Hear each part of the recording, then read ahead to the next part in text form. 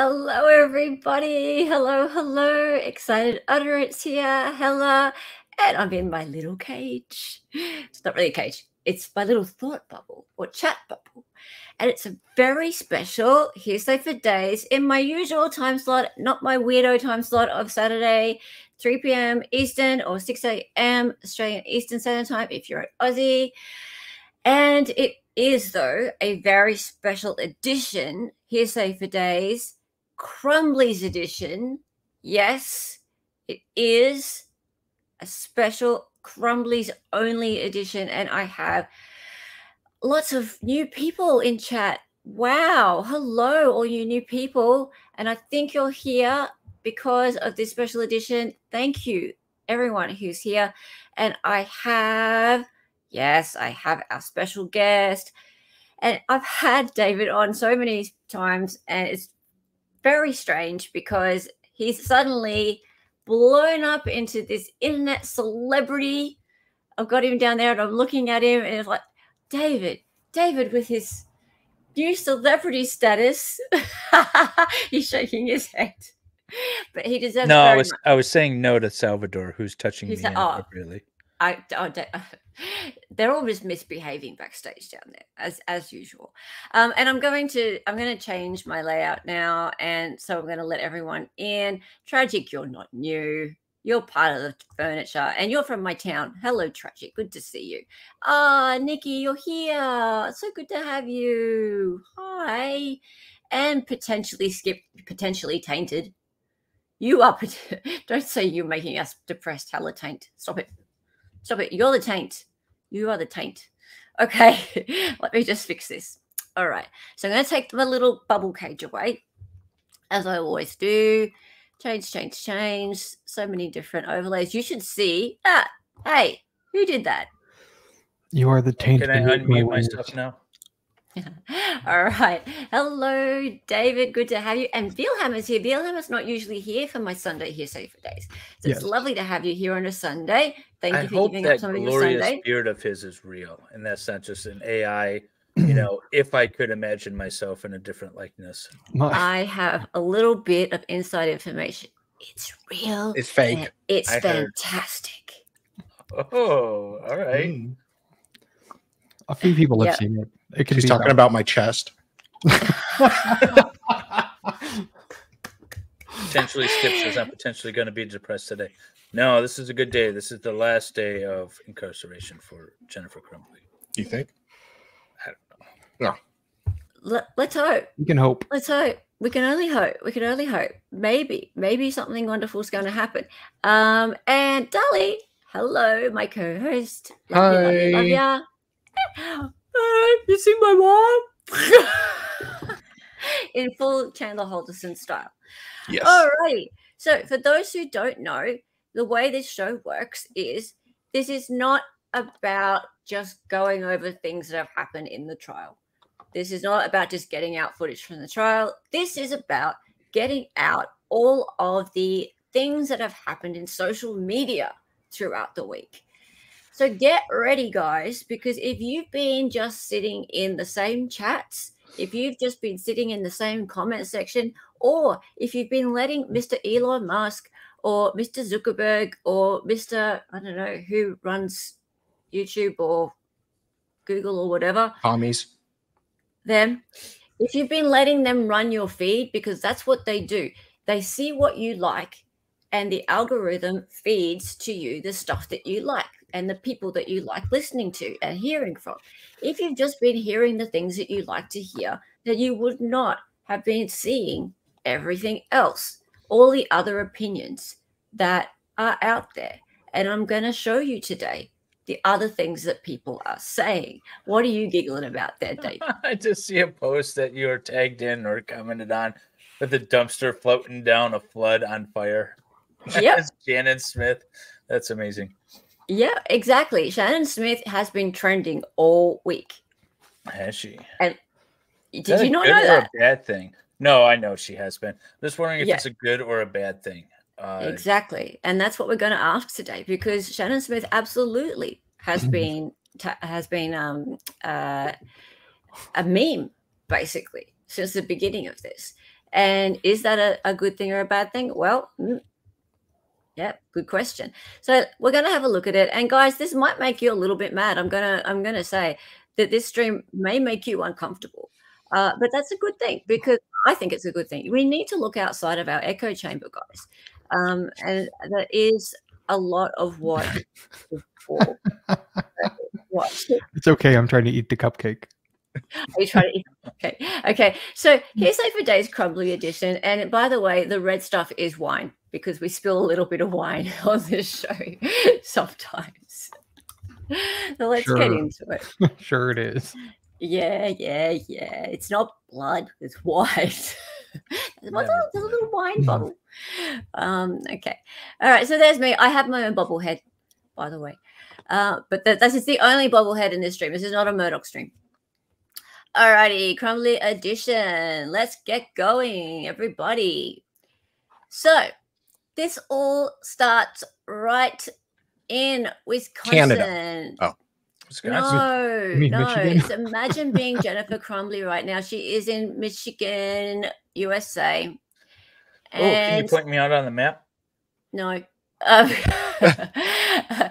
It's a story from a regular home in a regular house in a regular town in Michigan, USA. And that is a video apparently from, is that Michigan skyline? Is that Detroit? No, Detroit doesn't look that nice. That's East Detroit. Or I'm sorry, that's like, well, that's West Detroit. That's like Wyandotte area. Oh, okay. There you go. Well, stock footage. There you go. Hello, Pam Graham. Nice to see you there. All the new people. It's so lovely to have you here. By the way, across the river there is Canada, and that's south. Oh. Canada is south. Canada is south of us right there. You're right on the border, okay? I don't know my geography very well. I'm an Australian. Forgive me. I don't think many people in the U.S. know their geography very well. Well, come on. Most of you people don't even think my country exists. So What do you mean, you people? You people. Okay, so let's get into it. So it all starts there, and the reason I show you this is because I feel like a lot of the defense's idea is to just try and make Jennifer look very much like she's just one of you all, and she is one of you all. All right. Okay. And it's turned into this. Basically, it's turned into this whole idea of Jennifer Crumbley being painted as this villain. This villain who is some sort of felon who is behind bars. Well, she's behind bars and she's a monster, basically. So she's a lady who was just sitting in a house, and she was just a mum with a kid and making breakfast and dinner like every other mum. And now here she is, and she's in shackles in a courtroom, and really the whole world, whole of USA, but the whole world is talking about her. I'm over in Australia. I'm talking about her. Her name is trending on all the social medias, and people are making TikToks about it. It's trending more than my name is. I'm jealous. Don't worry, you're catching up. You're catching up. Okay, so let's have a look at this TikTok here. This morning, America's first parent to ever stand trial for their child's school shooting, reliving the nightmare moments around the 2021 massacre, including this one caught on camera in a police interview room as Jennifer Crumbley confronted her then 15-year-old son, Ethan, who appears to say, "I did it." Why? I love you. I love you. I love you. I love you. Moments later, telling her husband, James,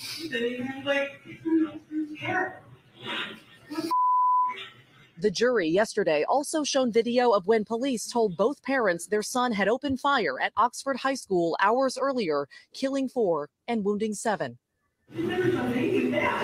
Jennifer adding, And I really wish we would have taken care of Mom.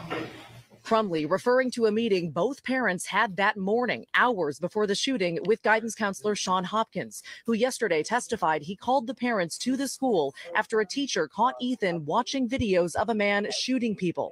Hopkins said Jennifer Crumbley felt a little bit distant. What do you mean by that? More just kind of like it felt like it was a little bit of an inconvenience to be there. She and James have pleaded not guilty to 4 counts each of involuntary manslaughter, with Jennifer Crumbley being tried first. Prosecutors arguing she helped her son get access to guns, took him to a shooting range, and ignored clear signs he was violent and suffering from mental health issues. My words were, I wanted to be seen as soon as possible, but it was made quite clear that it wasn't possible to do it that day. Why do you say it was made clear it wasn't possible to do it? That they had to return to work. Crumbley's attorney arguing Hopkins never followed up with the school's principal about his concerns Ethan was suicidal, proving the defense argues no one could have known what the teen was planning. Okay, so we have some What comments was that here. A bit prosecutors contend that nobody knew what the teen was planning. Prosecutors are contending that. Is that? That's kind of against their whole argument. Mm-hmm. If nobody knew what the teen was planning, then how would the parents know what the teen was planning? That's what the commentator said.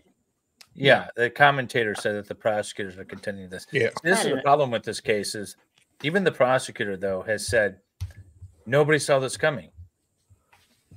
Okay, then. So why are we here? Well, okay, so that's completely defeats the whole purpose of charging them, doesn't it? Yeah, it kind of does. A little bit. Yeah. I'm disappointed she didn't point it out in closing. Yeah. Did you want me to? Do people want me to rewind that last bit? You don't have to. I thought that's what it's just what the commentator said, anyways. But it's no big deal. You say it was made clear it wasn't possible to do it. That they had to return to work. Crumbley's attorney arguing Hopkins never followed up with the school's principal about his concerns Ethan was suicidal, proving the defense argues no one could have known what the teen was planning. All right, that makes more sense. The defense argues. Right. Yeah. Okay. Yeah. All right. Cool. Okay, so we have some comments here. Dali, would you like to read the comments? Dali is a fantastic comment reader, by the way. They are making these parents the example of what not to do. This should have happened decades ago. Yes. Finally. Now go get the mother of Kyle Rittenhouse. I thought you'd like that one. Yeah, they're trying to blame the skull. I am so sick of people demanding schools raise their children. Do your job as a parent. I feel no empathy for the parents. Neither he was born with psychopathy and they ignored the blatant signs, or they screwed him up psychologically and they emptied their bank accounts and were trying to get out of the country. Should we acknowledge the fact that at least 10% of our population are psychopaths, and it was a necessary thing to have when we were raiding colonies and smaller, groups of people that were warring with other groups of people, because you needed that psychopath to go out and kill the tribe next door and then come back and, hug his kid and not be all messed up by it. 10% are psychopaths. That makes sense. That makes me want to visit. That's the world. That includes all of you criminals in Australia, by the way. Hey, shut up. The percentage is higher in Australia. Don't involve me. Yeah, there's a reason they ended up in Australia in the first place. It's 50-50 there. Keep me out of it.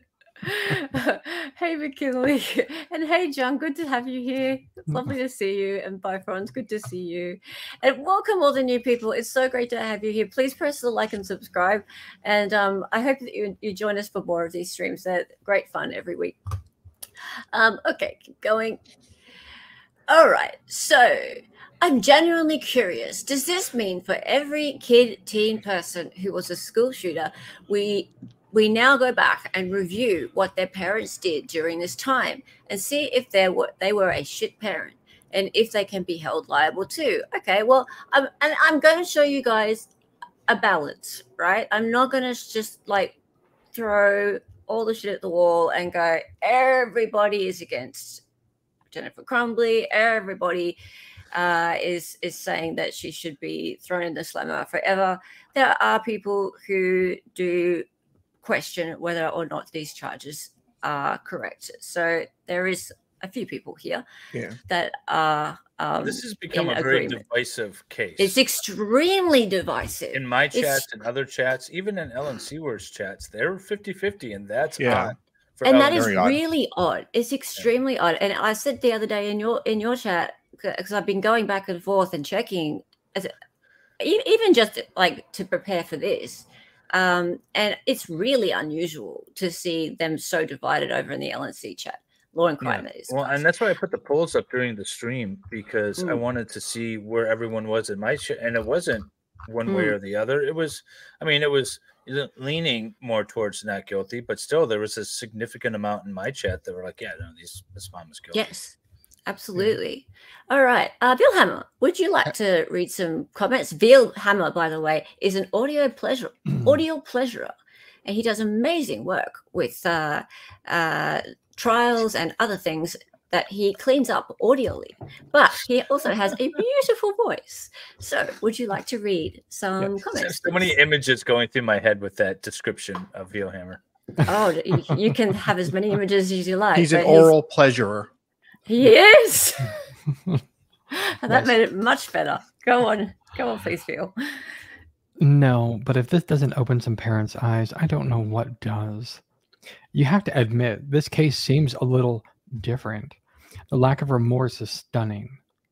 I certainly think it's precedence that needs to be set that may prevent some of this from happening moving forward. No, I think thought it may help open some eyes and stop another one from happening someday. They tape like junk. I don't know. Something's got to give. Don't listen to that person because they don't know how to spell. Type grammar. In my opinion, this case is equivalent to the drug dealer being held accountable for that person's ODs. They can't honestly say that they didn't know that there was an issue with EC but they gave him access to a gun anyway. Hiding the gun and securing it properly are two totally different things. Who's EC? Ethan Crumbley. I was like, who's that? Ethan Crumbley. Oh, right. Sorry, with EC. We're not allowed to say his name. Oh, we're not allowed to say it. The shooter. The shooter. The dribbler. I get it. Like the victim's parents are there, and cool. It's ridiculous, is what it is. Yeah. Okay. Whatever is gonna. So early in the trial of Jennifer Crumbley, another topic took over the trend in the chat. So there was one topic, and you can imagine Google Trends, right? So everything's talking about Jennifer Crumbley, and then something else went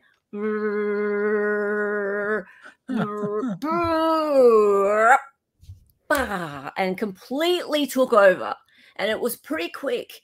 Like it was in about a day. Yeah, it just who went can right imagine up. what that was? There was an erection. Taylor Swift, I imagine. Taylor Swift, kind of, but no. Yeah. All right. So something else took over. Something about Band-Aids and bullet holes. This. Mads, you're right. I was the first to point this out, by the way.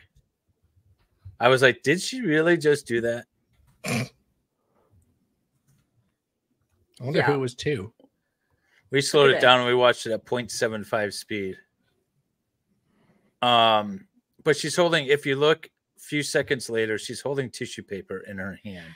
Yeah, I know. She's trying to she was pointing to somebody. She's like, I was just wiping my eyes, but instead of using her index, I was just wiping my eyes because she's holding stuff in both hands. Doesn't really matter, guys. I know. It gets played and played and played. This is the media. This is what the mainstream media does, though. It's not even the mainstream media. It's what the social media people do. It's what I did.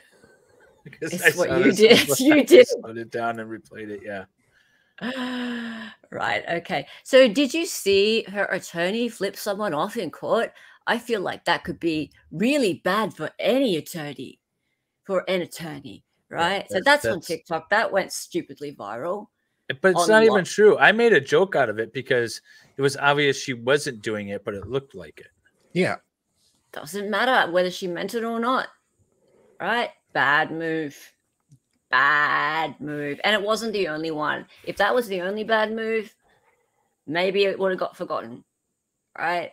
It was the first, one of the first of about Shannon Smith, when your whole life is an unfortunate set of circumstances. That's great. Wait, was that up there? No, it's in the chat. Put it in the chat. Yeah. Oh, that was Cruz, by the way. Where the attorney was, I think they were trying to like set up the camera, and she just kind of goes like this. Oh, I don't know about that was a sentencing phase for him, right? Yeah, that was or if he gets the DP, yeah.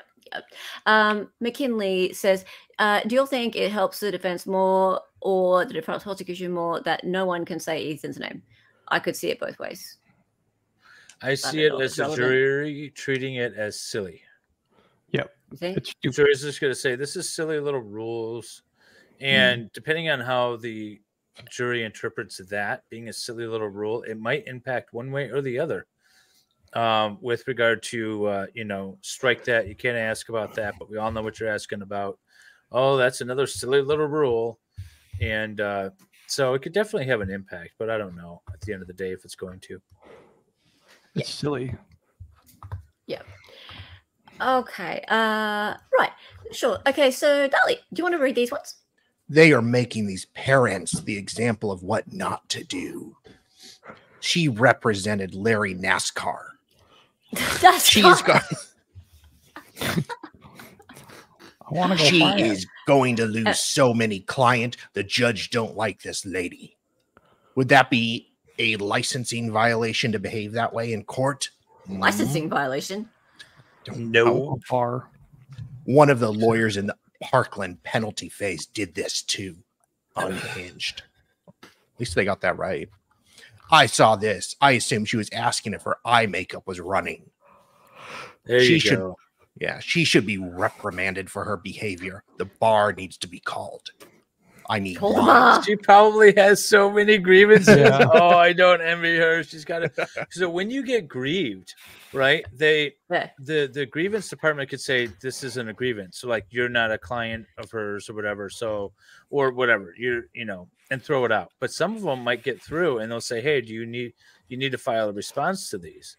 And so she might have a couple of dozen grievances in her email box that she now has to draft answers to and send back. That would suck. I mean, she represented Larry Nassar. I mean, she's not probably the most popular there. I didn't see clearly when I didn't see her when that one the father of one of his victims tried to attack him and he was tackled. I posted it in the Discord. Did you not see the? But I didn't see her in the court. No. You can't see her in that footage. Okay. I don't know why. But I don't know. Maybe she was out fixing her makeup or something. She's got that shit figured out now. On a break. You had to go take a shower. But she has copped so much for being not just his defense attorney, but because she has apparently said that she doesn't believe all of the claims against him, and she thinks he's a pretty nice guy. Yeah. Yeah. When you're diddling 10-year-olds, like I'm sorry. He wasn't diddling 10-year-olds.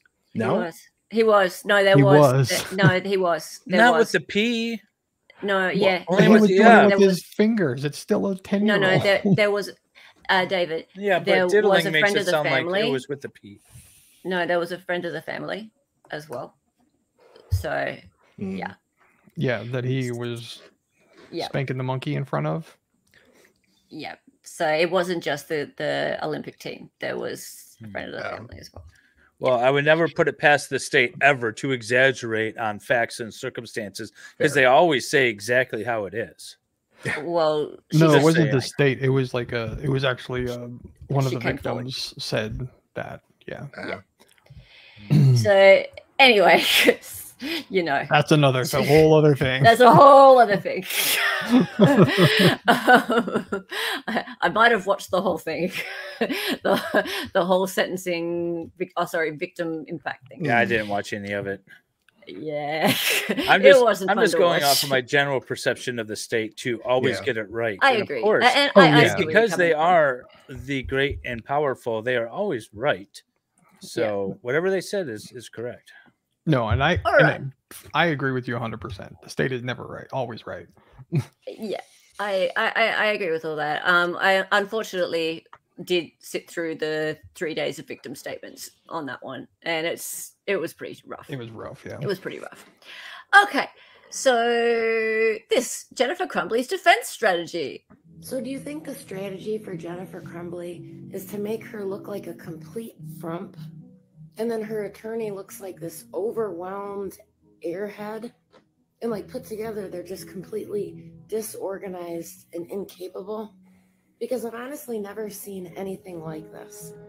No, that's Jennifer fair. looks absolutely horrible.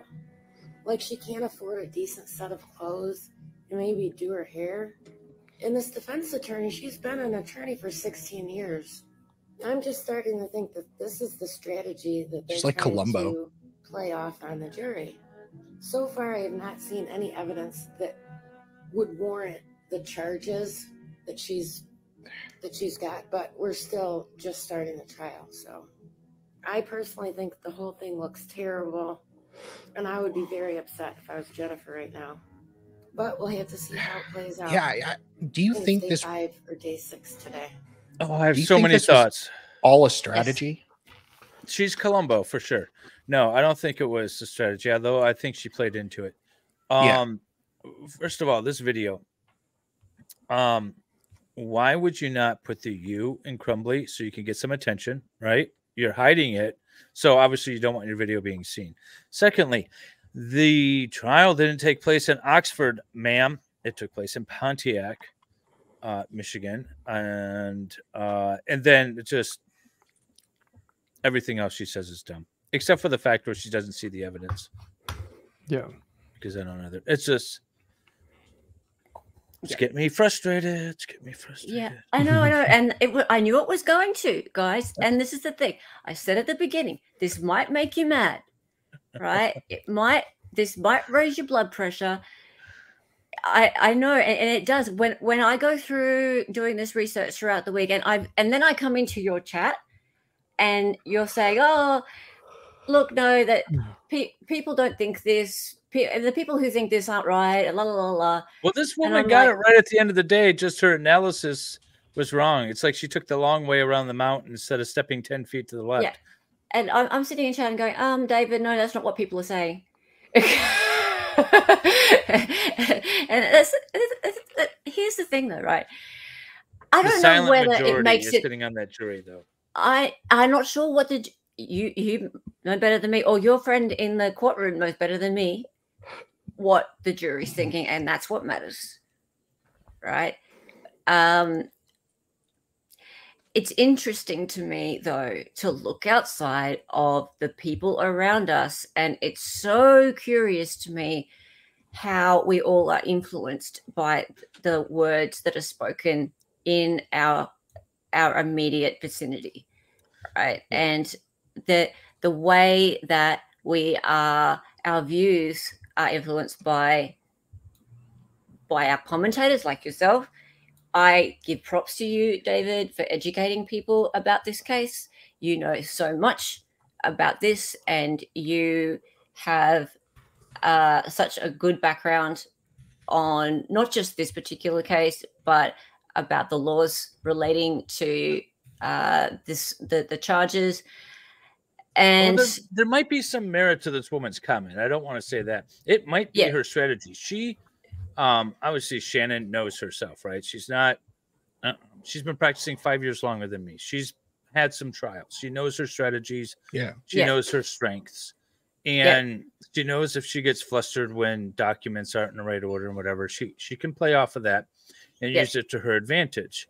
I'm more comfortable talking to people as opposed to showing them PowerPoint slides. So that's what I tend to do. Well, maybe a PowerPoint slide would have worked better in a particular case or something. I don't know. But you play off your strengths. She could have been a Columbo. You can accidentally be a Columbo, stumbling through everything and pull it out at the end. And she knows that she's going to, and she tied it in at the beginning of her closing. You know that was written after the trial began, so it'd be interesting. I don't know.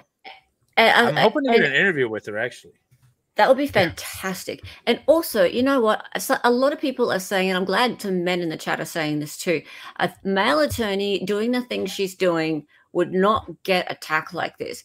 A male attorney doing the things she's doing would be seen as being brash and bombastic.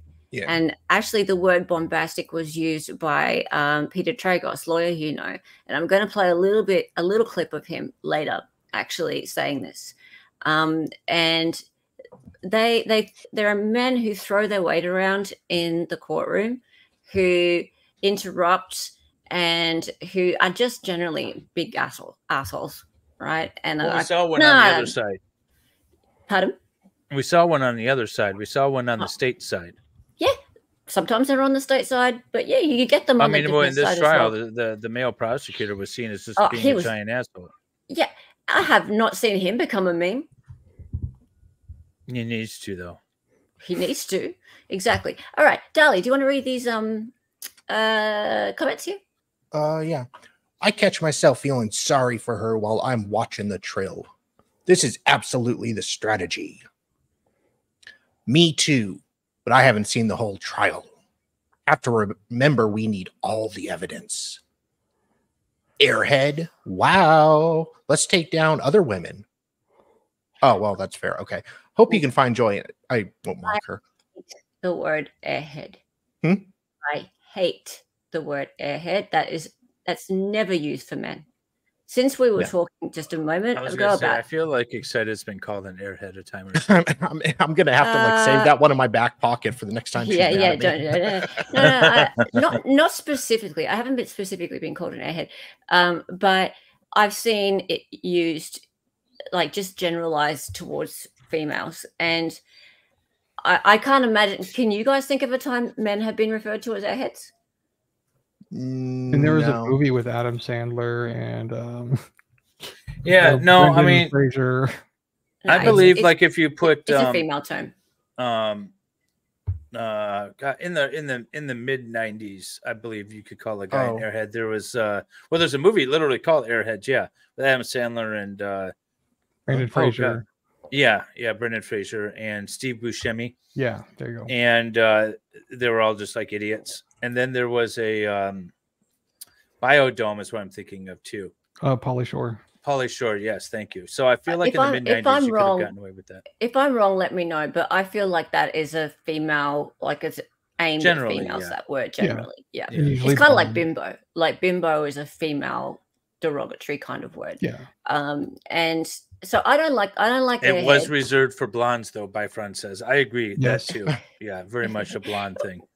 So I just feel that this comment I agree with, and again I feel like we were saying a moment ago. So you have to all qualify this. I also support a not guilty. Yeah.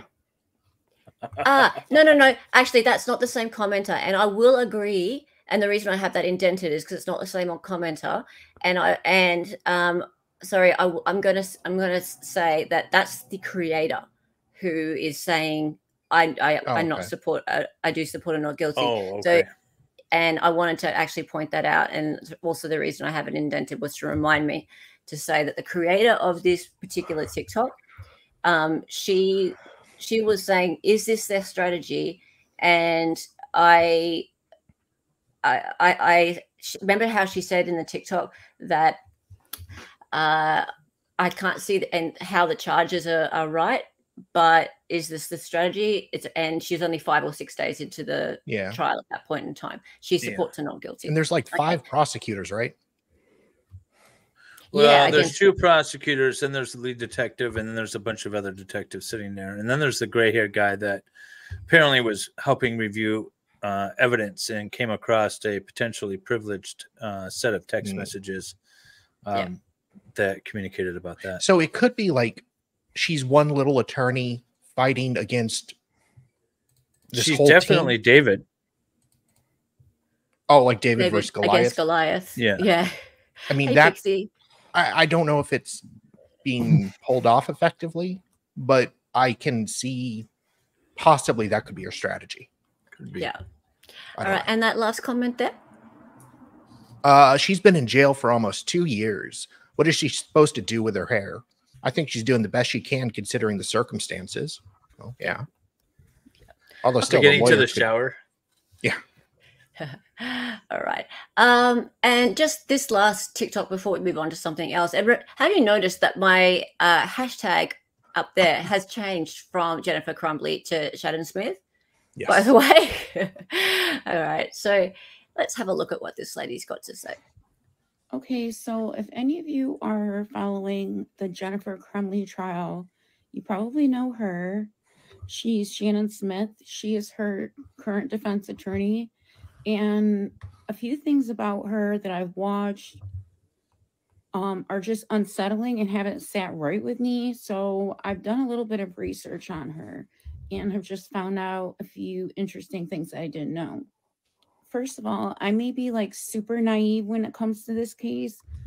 I don't know why I thought she was like a public defender. Not that there's anything wrong with public defenders, but this woman is a very high profile attorney. She actually is known for defending Larry Nassar. And I'm sure if you guys are familiar with that case, I don't want to really get into it, but you can look up the details online. But what she's more known for right now is her etiquette in the courtroom in regards to her complete lack of organization. Guilty. Her using Taylor Swift lyrics incorrectly. Guilty. Incorrectly. When she was addressing the jury in her opening statements. When she was very frustrated with the technology, she made the statement that she wanted to unalive herself while the families of the victims were in the courtroom. She wanted to shoot. Now, I'm not a professional. I clearly know that's clear. Very little about law. She had half a bottle of wine before she made this video.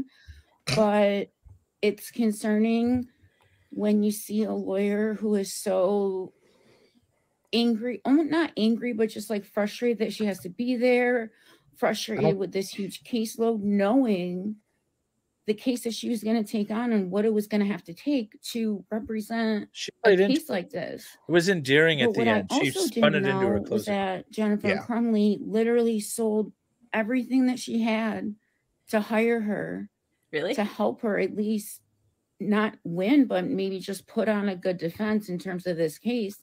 And every single day that I watch, it's just one more thing that this defense attorney is doing that is just disturbing to me. She's aware that there's cameras in the courtroom. She's aware that unless there's on a break or there's a sidebar or something like that, that there's going to be sound. And yesterday when I was watching the trial, she's audibly heard making a phone call. I don't know if it was to a colleague or to somebody else. It was a voice to text. About the fact that she was ordering clothes for Jennifer Crumbley because the current clothes she has don't fit under her actual clothes, which is fine. Like, I understand you do what you need to do for your client, but don't do that in the courtroom where people can hear you. Like, it just seemed unprofessional to me. Like I said, these are just my opinions, but someone who doesn't sit in the courtroom. If she was my attorney and I'm spending my life savings on her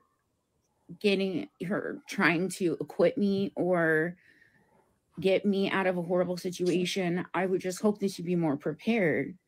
Now, she's also facing possible sanctions from back in November, I believe, for releasing the shooter's psychiatric records, which she said was a mistake. Really? That she filed an motion. But I don't think prosecutors say no. So she's also facing possible sanctions already before this trial has even gotten underway. And I think every single time I've seen her, she's had to apologize to the jury, to the judge, or to somebody for something. So, like I said, this is some random woman. But something about her, it's just people looking at this though. Right with me. And and a lot of the comments she has said. Woman, your statement, pre-recorded statement, is disorganized and rambling because of her behavior. Get yourself together, ma'am. You had a 2-minute video to organize and pre-plan. Trying to get me off some serious charges. And so yeah, I just wanted to post a video. I'm just it's always other. Oh my god! Seems like. I just fell asleep. And okay. Ma'am, you don't look at the camera enough. You talk with your hands too damn much. Your background is blurring, not like some weird. First, I want to say, has anyone ever seen MLS Goes to Trial? Because if you watched my trial that I handled for one of my clients, you'll see that I'm fumbling through 15 files because your entire system was failed. Well, my whole system, my whole organization system fell apart on me mid-trial. But this is the thing. But when you McKinley, a lot. When you're not in the court, sorry, I'm trying to talk with my hands. When you're not in the courtroom every day, and you don't realize that attorneys, litigators live in the courtroom. That's their office. Yeah. Paula, she needs to edit the wine out of her own voice, please. Well, and her voice is shaky, and like, but this is the thing. Like, this is what she's doing to somebody else. She's looking at somebody who's doing their job and doing it competently, and she's being critical of it because she's not in that profession. Like, I mean, if a lawyer is doing something stupid, like Binger, for example, like I can be critical of that because he's doing something blatantly stupid. I'm not a lawyer. You ever watch a video of your own surgery and you see the doctors working on you and they're listening to music and they're talking about the movie that they're going to see and, oh, my kid just did today. And you're like, no, focus, damn it. You've got me split open. Yeah. You know, it's like, but she's doing that to somebody else, and it's like, well, I assume this is what you do for a living, my mom, so we can critique her. My mom. So it's like critique her. It's just like, but it's you can do it to anybody. Like I talk with my hands all the time too. It's like, but like, it's just goofy. Like this is what she's doing. She's trying to pick apart somebody else's profession that she knows clearly nothing about. She sounded like she smells like pee.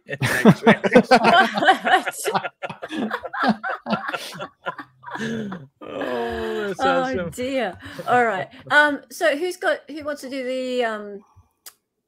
the chats on this one? I can read them. Yes, please. And I've just gifted 5 memberships, guys.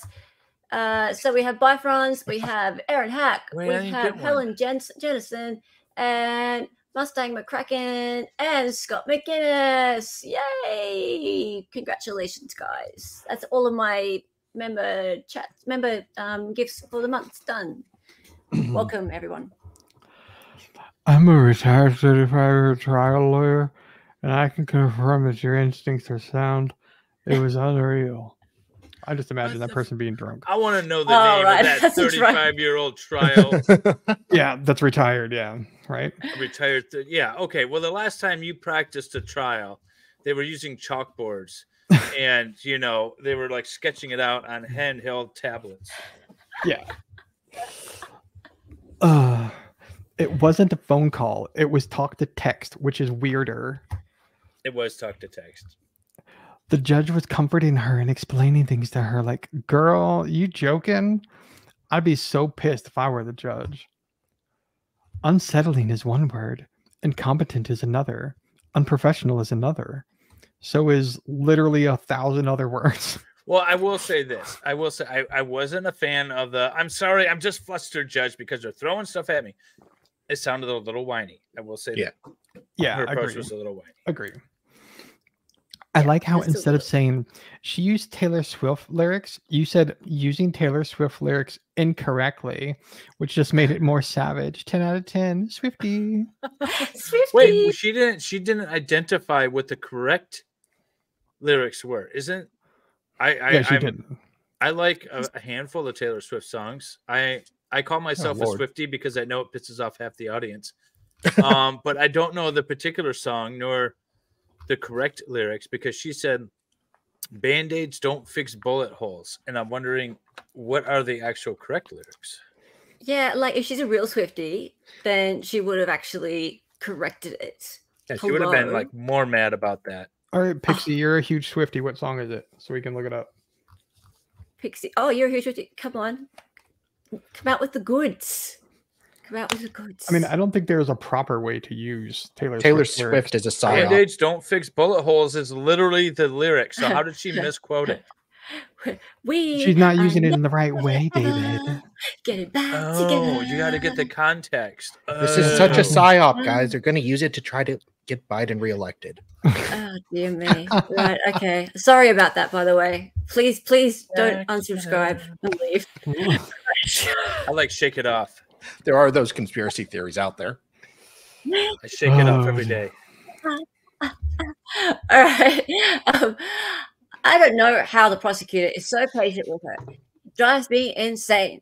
Mummy judge needed to quietly remind a seasoned lawyer to stop in court. Mommy judge. Bobby, I thought that was Judge Chu. Judge. No, that was Judge Chu was the original. And yeah, it was the OG mommy judge. Then it went to Brooks's judge, which I can't remember her name. She was a Jennifer too, wasn't Darrow. Yeah, Jennifer Darrow. Yeah. Sorry, I was distracted by Taylor. What are we talking about now? Okay, we're talking about this. Oh, and I'll tell you what. And then you agreed to it. I did. And since that time, I've read the whole thing and I'm ready to go with it. What he's saying is that he's not ready to go with it, even though he moved to admit it. And even though it was days ago that he moved to admit it. To correct the record, we moved for a redacted copy and for counsel to specify exactly what portion is redacted in accordance with your order. And the next day I got back to them, which was days ago, and I said, sorry. Yeah, that bit. And hello, P. Lola's mum. And yes, it is so nice to see Dave MLS speaking. He's fantastic. We love David. David is actually, if you see it in the corner of my screen, I have Making Law Simple Network. And the reason I have that is because David is very kind and he helps a lot of us content creators who are not lawyers to be able to have law commentary on our channels. And he pops on from time to time and just like shining the bat signal whenever we need somebody who can provide expert legal commentary. David's there for us. We just go, hey, David. This is not a good clip for that because there's a clip at a different part of the trial. I don't remember if it's before or after, where the prosecutor is trying to over yell Shannon, and then Shannon is trying to over yell the prosecutor, and then the prosecutor tries to over yell Shannon, and then the judge was like, "All right, you both are going home." Well, that's the clip that was posted with this comment, so I need to keep it in context. And with I have but I was just responding to McKinley's chat. Okay. Yeah, I've seen that in the day one of the retrial of Mark Jensen. The prosecutor just goes berserk, screaming at the judge, and the judge finally is just like, the jury can probably hear you back there, right? Yeah, they absolutely can too. By the way, yeah, she said there were cardboard walls or something like that. Yeah. Okay. So, this is interesting. So I want to read this first for myself. The way he says redacted reminds me of defendant from the Darrell Brooks trial. Well, isn't that a Michigan or actually Wisconsin kind of way to say it? That's a Wisconsin way to say it. Yeah, because that's the way defendant. Schroeder goes, defendant. They say that in South Carolina too. I noticed that during the Murdaugh stuff. Oh, really? Defendant. Yeah. Defendant. Like, is it an ant? Like the only time they pronunciate or enunciate. Enunciate, yeah. I knew what you meant. Okay. Bill Hepburn, do you want to read this one out? Yeah. The way he says redacted. Oh, yeah, you already read that one. I'm wondering if she's a new lawyer and just hasn't had experience with cases like this. It's pretty high profile and there's a lot of pressure to it because that person knows. She's been a trial lawyer for 16 years. Hard to believe. So incompetent. OMG. They had the patience of saints. Some actually think the prosecutors bully her. I can't get my head around that. Are we watching the same thing? She's played up since the moment the trial started. The prosecutors have had to jump up quick and loud. Otherwise, she won't shut up. And what relevance do all those family images and walk down memory lane have to do with this case? The prosecution just let them drone on and on about nothing material. It's kind of like, what's the value of watching all the videos? Because Jennifer didn't do it. Yes. What? Okay, so Salvador, what's 24 minus 5? 19. Okay, so she's been practicing for 19 years, not 16. Where did they get 16 from? She was admitted in 2005. Okay. Yeah. It was a wine mom after all, MLS. She had a Well, little bit yeah, to I drink. know. That 9 got flipped upside down when you're looking at it through one drunk eye. Well, I mean, I love the whole.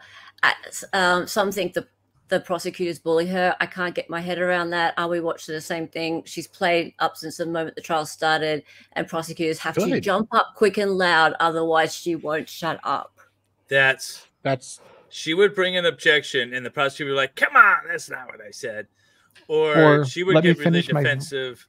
It was on both sides. Both sides were unprofessional. Yeah. For that's just for them to just pick on her is ridiculous because both sides acted unprofessionally a lot. And this is what I've noticed, right? Whilst especially the male prosecutor has been an absolute ass, no one's picking on him. Nobody. And this is what you guys have not been aware of in your chat.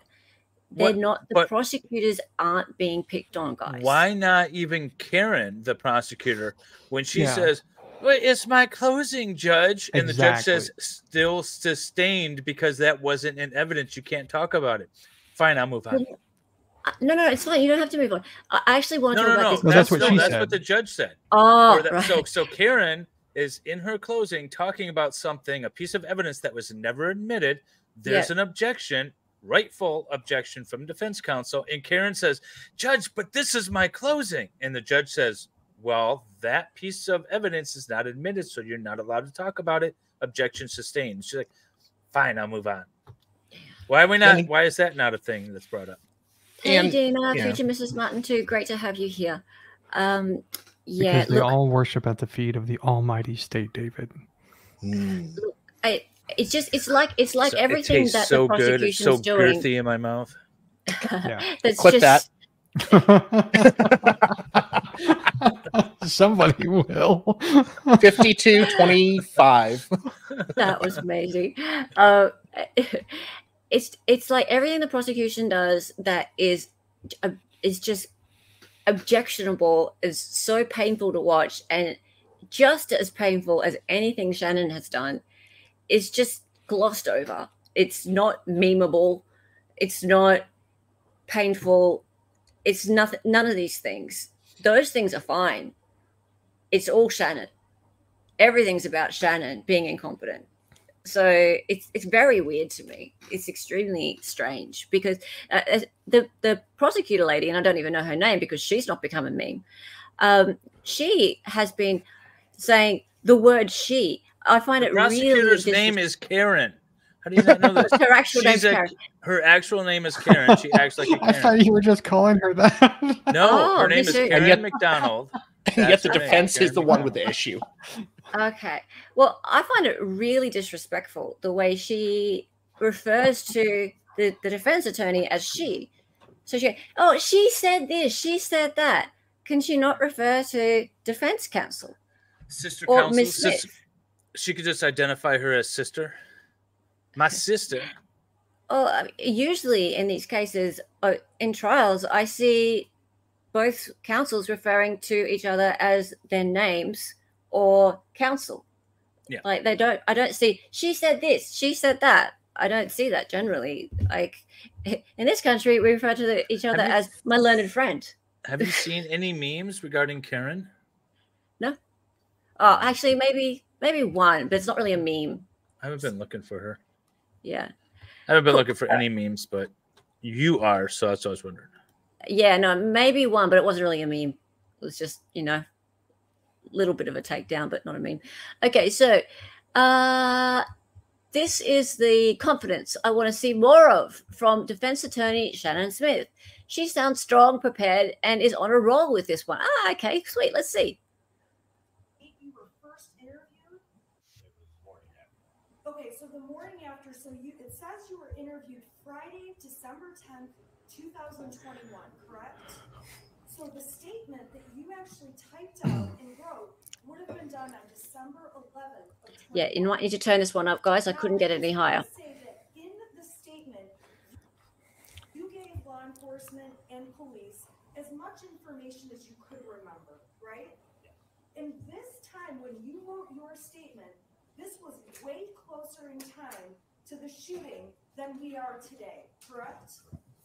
Now, when you wrote your statement to police, a lot of the new information you're sharing was not in your original statement, correct? And you would agree with me that during the hours of interviews you've had with law enforcement, they have given you Turn your volume up, guys. information against Jennifer Crumbley, correct? And you have not had the opportunity to take all this new information you're getting against Jennifer Crumbley and talk to her about it, correct? The last time you talked to Jennifer Crumbley was December 4th of 2021.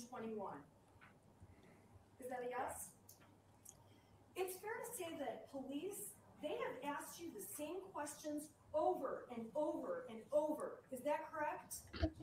And when they ask you the same questions over and over and over, you can tell sometimes they don't like the answers they're getting from you.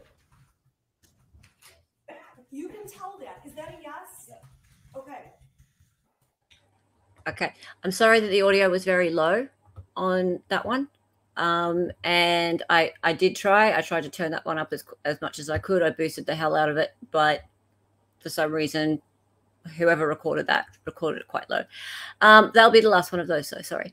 Okay, so who wants to read the comments on that one? Salvador. She is far from like prepared, lol. Have you not been watching this trial? Grody. That was a great cross-examination. That was the boyfriend. Yeah. I know all about how she's been fumbling. That's the point. This clip shows how she should be walking into the courtroom and holding her own throughout. I agree with you.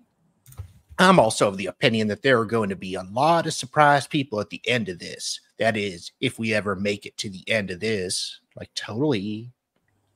Immo, it's not a good idea to don a bright red suit in the middle of winter when you are in court defending a case arising from a deadly school pew-pew. It's like a criminal trial, not a luncheon. One of her many poor choices. Criticizing her red shirt or her red suit, really? Red suit. Oh my goodness. Why are we commenting on the color of her suit? Well, I have a question for someone specific in your chat. McKinley, why is it that the first thing that you and some of the other ladies in my chat got into was, oh, look at her hair, look at Jennifer's hair, look at her outfit, look at that outfit? Why is that the first thing you go to, ladies? Well, okay. Actually, I noticed that Jung actually mentioned that day, that the red suit, good move. And that was a Monday, I think, after shit went down on the Friday afternoon and it was a big drama. And then she went home and had a rest and relax and came back on the Monday and she had the red suit on. And it seemed like a bit of a power move to come back with the red suit. Yeah, that could be. Yeah, and I can see that. To be fair, I made fun of the red suit, but I don't like red. Okay, well, Call me. women, yeah, and you're right, Bifrons. Women I are would wear super a red judgmental. suit. Yeah, women are super judgmental. The women, I know, think but that- I wanted a woman to admit that, Bifrons. Yeah, and it's like, but we're not the only ones, though. I mean, everyone talks about everyone's appearance when they're up there on the camera. It's a lot easier for men, I think, because it's just a basic suit. That's it. Black, blue, yeah. gray. Yeah, and you're right, McKinley. It's super hard to find good clothes as a woman. Suits are harder to find for Like women. professional clothes. Yeah, professional looking clothes. Absolutely. You can always go the Hillary Clinton route and look like a, Japanese, where like a plethora of sensible pantsuits. Yeah, absolutely. I myself, not Japanese, I'm North excited. Korean military officer. That's the best suit that she ever wore. Fair enough, Andrea L. Hills. Fair enough. You need to hear the jury instructions before you completely make your mind up. That's a really good comment because the jury instructions are what it's all about. It's about whether the law in this case aligns. Yeah, I'm excited for that. Tomorrow, 8:30 a.m. Yeah, I'm going to be there. Actually, I'm going to be on the panel for that one. And it's really important as to whether what was actually presented in court aligns with what the law is. So what she's been charged with. Okay, so back to this comment here. In the criminal trial, it's a criminal trial, not a luncheon. One of her many poor choices. Defending a case arising from a deadly school shooting in a red suit. Is she trying to say that it's like blood or something? Yes. Ah, God. I thought maybe it was more of a dig at like Christmas. Like you don't want to be wearing Christmas colors during a murder trial. No. I think it was more to do with the blood. Right. It's ridiculous. Because it was a massacre. Yes, 8:30 Eastern, Pam Graham. 8:30 Eastern, which is 11:30 my time, PM. PM, nighttime here. The next day. Okay. Oh, time should just be the same everywhere. Time should be the same everywhere. It should based be on the Eastern Earth. time zone. The flat earthers had it right. It should just be all on one plane, and then we should all just go flip. We'll flip tonight. Yeah, flip tonight all at once. That would be fun. Okay, so this bit here. And look, I've changed the hashtag back to Jennifer Crumbley for a minute. Not for long, because, you know, they don't talk about the actual defendant for very long. They go back to Shannon Smith. Let's have a look at this. As a parent, you spend your whole life trying to protect your child from other dangers. You never would think you have to protect your child from harming somebody else. That's what blew my mind. That was the hardest thing I had to stomach, is that my child harms and kill other people. Do you believe there were things you were thinking at the time, I should do this, but I'm not doing it? Do you look back and think that? No, I don't. I mean, of course I look back after this all happened, and I've asked myself if I would have done anything differently, and I wouldn't have. If you could change what happened, would you? Oh, absolutely. I wish he would have killed us instead. Oh dear. Okay. Between all of us, all 75 of us, or whoever, how many of us there are, and on Twitter as well, I think that's her undoing. I do too. I said if she's going to be convicted, it's because of that answer right there. I know what she was trying to say, but it didn't come off right. She'd rather, it was us than them. I can't imagine that in the witness preparation for this, Shannon Smith was cool with that answer. Maybe you put it in a different order. Maybe you say the same words, but a different way, right? You know, that's kind of what you talk to your clients about. Yeah. And I think you don't ask a question you don't know the answer to, do you? I mean, come on now. Well, no, you know no, I've said this before. I've had a client that I prepped to take the stand. It's very rare that I put my own clients on the stand in criminal cases, but there was one that needed to take the stand, and I prepped him, and I thought I knew what his answers were going to be. And then he answered something different, and it was his undoing. And, you know, nerves got to her or whatever. It just sounded bad. What I think she meant to say, after I've listened to it now a few times, is essentially I wouldn't not have done anything different because I didn't know what he was capable of. Had I known then what I know now, absolutely, I would have, you know, done something differently. But it didn't come across that way. I think so. The way, I guess, now that I've seen like the closing and everything, like, to me, the way that I'm interpreting this now is that, like, she wouldn't have done anything because, like, you can't be expected to know everything. And like, she, like, what would you have changed if you thought you were doing everything right and you thought that your kid wasn't capable of it? Yeah. Like, I guess that's just how I'm interpreting it, because I'd be mortified because I was a dumbass teenager, and I'd be mortified if my parents were charged with something that I did. Yeah. Like, it was my decision. It wasn't, they had another, if anything, they were trying to pull me away from being a dumbass. But, you know, I was a hard-headed teenager. So, like, it was my decision to do it. So, like, I don't know, I guess because this hits very close home to me because of that, that's how I'm looking at it. But I'm not one of the people sitting on the jury. Absolutely. Okay, Dali, would you like to read these? I wouldn't have done anything different. She actually said that. She would still have put a weapon in his hand. Dear God.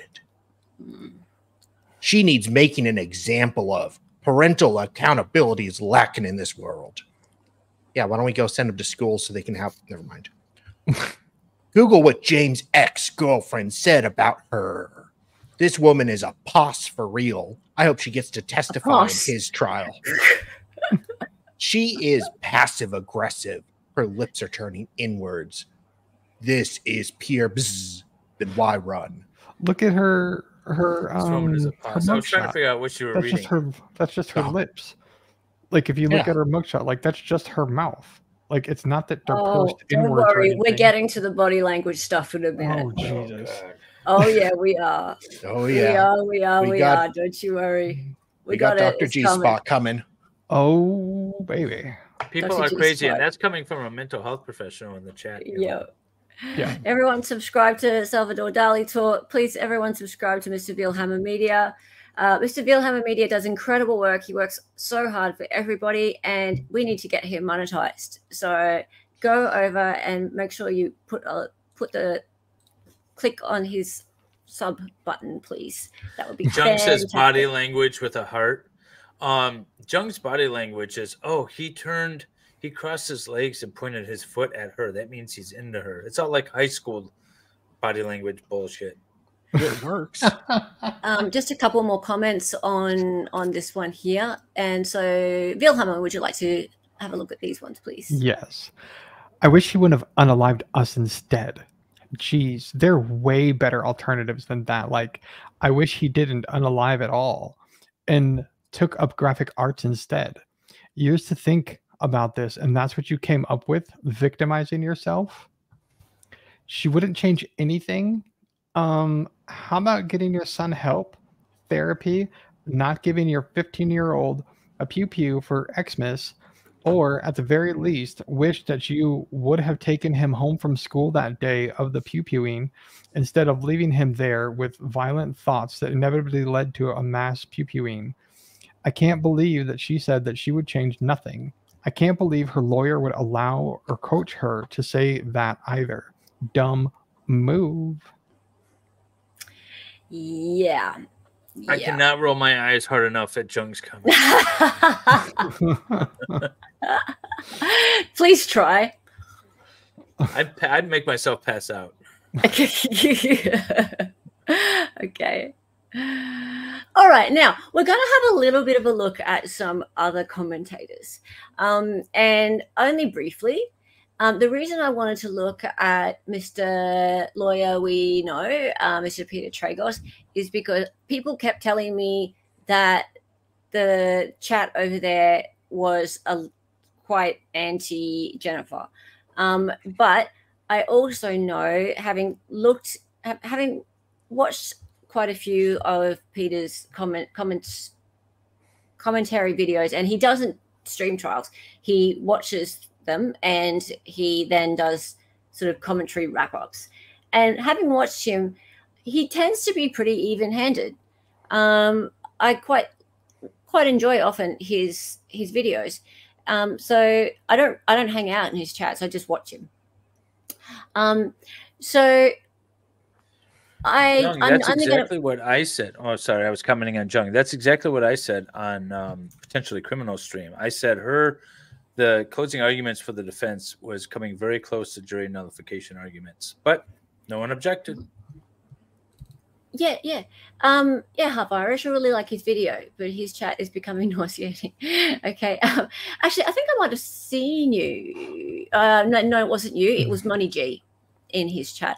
So yeah, I don't go into his chat. I did have a little bit of a look in his chat, and I looked in his comment section, and these are things from his comment section, and I'm only just going to play a tiny bit of his commentary. He did put a video up called Lawyer Reacts, Jennifer Crumbley Trial Recap and Reaction. Is her lawyer as bad as everyone thinks?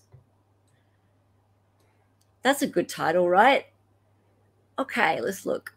I'm still on. I checked my camera. I need to break. I need a break. I'm sorry. I'm sorry. I'll just tell you, me personally, I would be very frustrated with her saying things like, I don't think she's a bad lawyer, by the way. I know a lot of people saying she's in over her head, she sucks, she's the worst lawyer. I think she's making some pretty decent points. I think her opening statement was better than the state's opening statement. When I first watched that, before all the other shenanigans happened, I was like, some decent arguments there. I think she's going to do a pretty good job. And I think she's made some certain points, and I'll wait to talk about Jennifer Crumbley's testimony until we get there. But I would not be able to stand her saying stuff like, all my eye makeup is on, I check my camera, I need a break. As if she's going to take a break whether or not the judge says she can. Sometimes that can be very frustrating, and I think the prosecutors are getting very frustrated, and there's been some sparring in front of the jury. I don't know how that's going to go against an attorney like this, and I've gone against some attorneys like this. Most of them are male that are bombastic. Somebody used that word. There's over the top, hyperbolic, a little, it's like passionate for no reason. Not that she's passionate for no reason. And the way you deal with them is professional. Okay. No, I agree entirely with him. Yeah, that's the way you deal with. So he's 100% correct on everything he had to say. But what if she just had to pee? Still can't demand a break. But no, but he's 100. The way you respond, that's the important thing. Like the prosecution, if they're getting frustrated with her, you don't respond in kind. There's a lot of natural instinct to want to respond in kind, but you can't. You're a professional. You need to stand there. I've been yelled at and screamed at by co-counsels in front of a judge and stuff before, and I just sit there. And then when it's my turn to talk, I calmly explain why everything that this other attorney did was or said was wrong, and I might throw some underhanded comments, but I'm very calm and cool and collected about it to the point where I know to get under the skin and it'll cause the other one to get upset again. I've made attorneys, opposing counsels, cry before in court. But I do it in a very nice and calm way. I'm not. Oh, you make them cry in a nice and calm way. I do. Well, that I'm pisses nice and you calm. off. I'm nice it and calm, pisses and they're you off. crying. Like when somebody's angry at you, if you just respond calmly and like not upset, it sets the other person off 100 times more. Can confirm. Yeah. So there's a better way to do it. Exactly.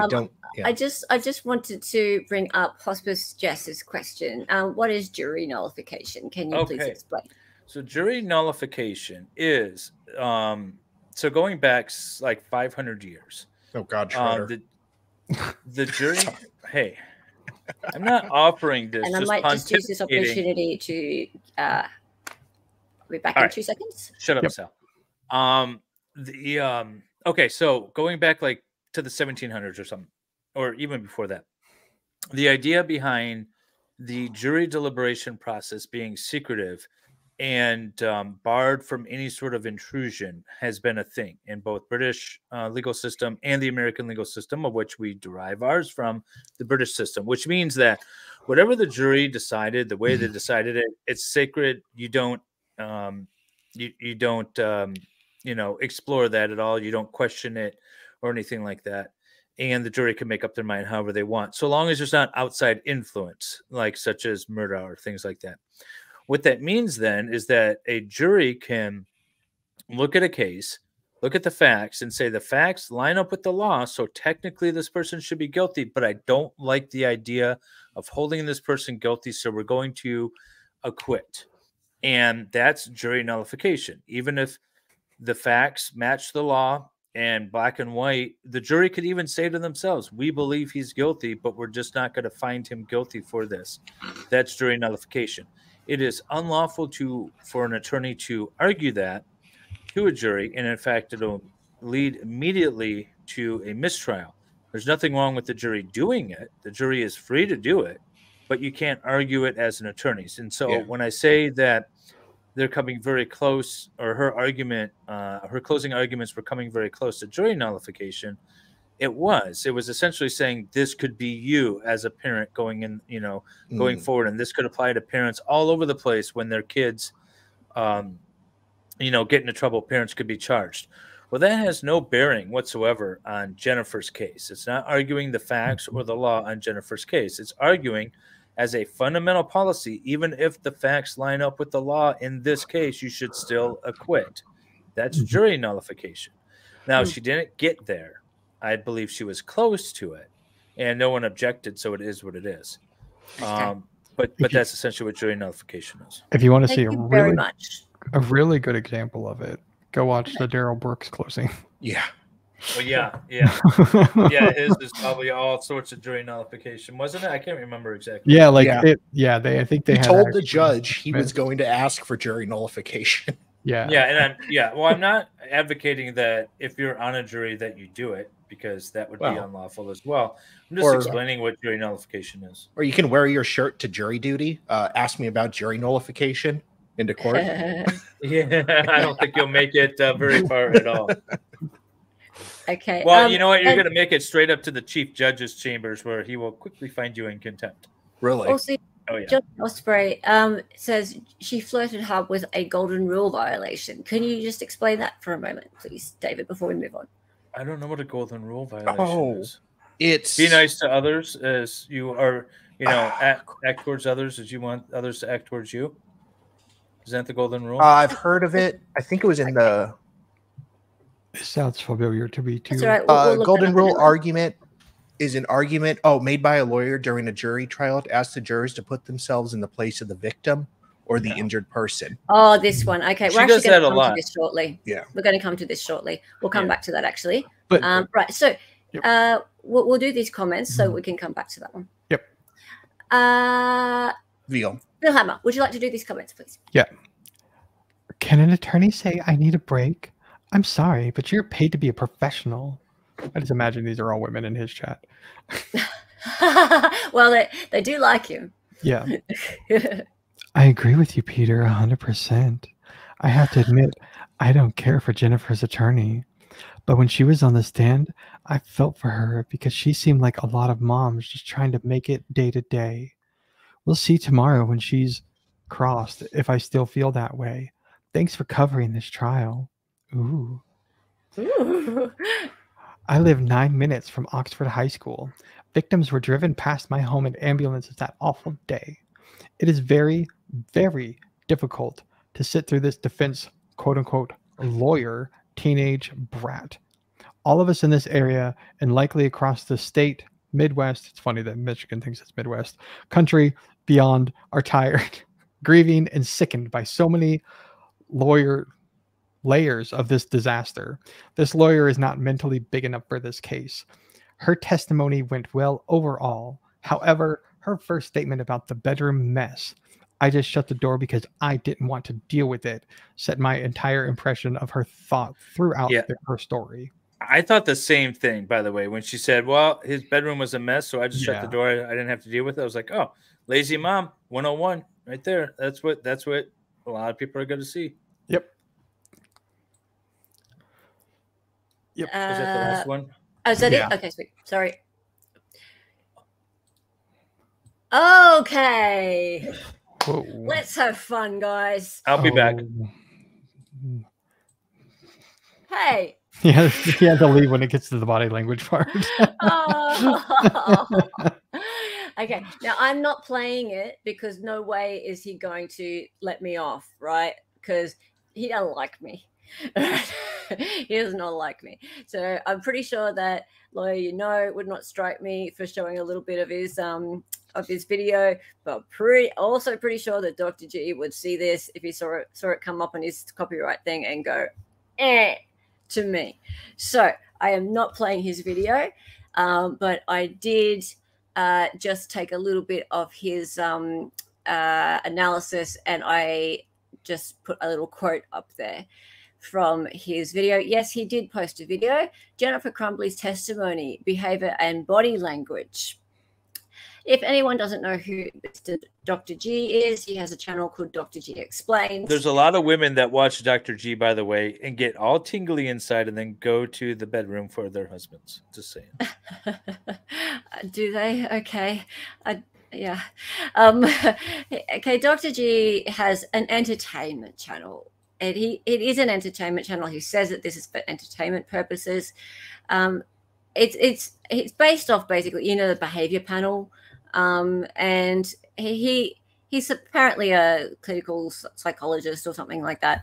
But he does these things where he looks at videos of interrogations or interviews, and often testimony in court, and he'll say whether or not he thinks that people are guilty or whether they are telling the truth based off little things like shoulder shrugs or people like doing that with their glasses and going like that, and whether that means that they are feeling uncomfortable or they're telling the truth. So just for example here, one of the things he said was she's talking about that she probably sent back that she loved him but isn't sure. I think she knows that that's a point of weakness, that she doesn't look good, that doesn't sound good if she isn't replying, that she loves him back. Watch the eye close right there. And there's her closing her eyes. Apparently she closed her eyes for a little bit too long when she was talking about a text message. Dr. G is worse than the telepsychics. If you're gonna, you might as well just call in and talk to Dionne Warwick and get your psychic reading, and be that's more scientifically reliable than what Dr. G is talking about. K.L. Burke, oh, this man is gross. I take great offense to that summation. Yeah. Yeah. Okay. So I'm not sure if you remember this part of her testimony, but there was a text message brought up, and Ethan had, sorry, I said his name. Ethan had said, "I love you." And Jennifer had, in her testimony, had said that that was a bit unusual. He didn't usually randomly say, "I love you." And she was questioned as to whether or not she responded back, "I love you," and she couldn't remember. And that she, at that point, apparently closed her eyes for a little bit too long, for like a second too long.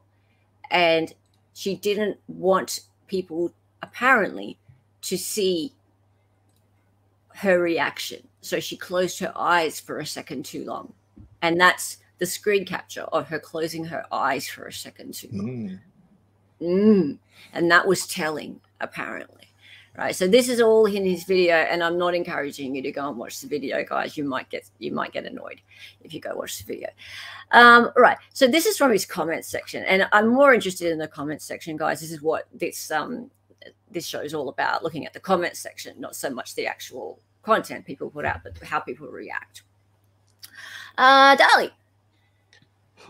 Deliberately detached from all the horror of that day, including her own son. She distanced herself from him at the onset. When she said we can handle injuries, I almost lost it. I am an Oxford mom, and the injuries have been devastating to those victims and their families. She is so... I just licked my lips. That means I agree with them. She is so incredibly detached to this very day that I find more and more empathy for this poor kid. She did not delete full threads of text or FB messages. She deleted specific messages. Angry face. Gosh, Dr. G. Good thing the jury can't see your show. So funny the things one doesn't catch. The contradictory narrative I didn't catch. Always love your perspective. Okay, the deleted text messages. First of all, if you want to believe she deleted specific text messages, the ones that were deleted were actually helpful to her defense. Yeah. 134,000 subscribers, 100,000 of which are women. Lady, my summation is correct. The ladies like them. The ladies are into him. The ladies get all tingly listening to him. Yep. And that last one there? Dr. G's objectivity continues to astound. As for me, ... Lord help the children and the people who defend this garbage mother. Yeah. You look like a dork. Me? No. Dr. G. Yeah. I know. I can't imagine I've why never anyone seen this would guy before until just now. this. Oh, you've never seen him? No. Oh dear. I've heard yes. about him, but yeah. Well, let's just say he did the dirty on Zach Anderson. So we really are not friendly with fellas. This if he can attract 100,000 women into his chat, so can you. Oh yeah. No, That's it. This is the kind of thing that will get the wine. Oh, here we go. Hang on, wait. No. Finish your thought. No. Ready? I'm good. I'm ready for the shower. You ready for this? You need some sexy music. All right. Am I dreaming? Just when you thought this could not get further from the point, this. Yeah. Oh, she actually did we this do in need court? sexy music. You're right. This is a break. I just got a feeling. Wait. Yeah. Yeah, there we go. What a lawyer. Nope, do the other one. Do you the other one? Yeah. All right. So yeah, am I dreaming? All right. So yeah, just when you thought it couldn't get further from the point, it did. That was bad. Okay, but the jury's not there. Judge isn't there. Nobody's there. They're on a break, right? Yeah. So she's that cameraman's watching though. It's not really. That's not really the point. This is more about how the memes just went berserk at that point. The dumpster fire went crazy, and we're back to the Shannon Smith hashtag now. Alrighty. Now, before I play this, people were talking about that clip being taken offline. It wasn't actually taken offline, but no, it's a conspiracy. Yes, a conspiracy. This lady here is going to talk about that. So here we go. I'm convinced she had those clips removed. I cannot find them anywhere. And I know I watched that video. I know I did. But I want to show you guys something that somebody said to me. They found it in a private Facebook group. And this is Shannon asking people for their feedback on how they think she's done in the trial. So this was the initial Facebook post that she posted under. Someone was talking about how Court TV took too many breaks. And Shannon decided that this was the perfect time to ask for feedback. I'm curious to hear any thoughts, the good, bad, and ugly, although I can't respond because of the gag order. Thanks. Private messages are also appreciated. Like, girl, what? Friday, I think it was very clear beyond reasonable doubt I had difficulty and cannot use technology. In my frustration, I made a comment that was offensive to victims' families, and I did it absolutely by accident as I was struggling with my computer. I am apologizing for that comment. I want to apologize to the jurors, to the audience, to all involved, and specifically to the victims and the families of the victims.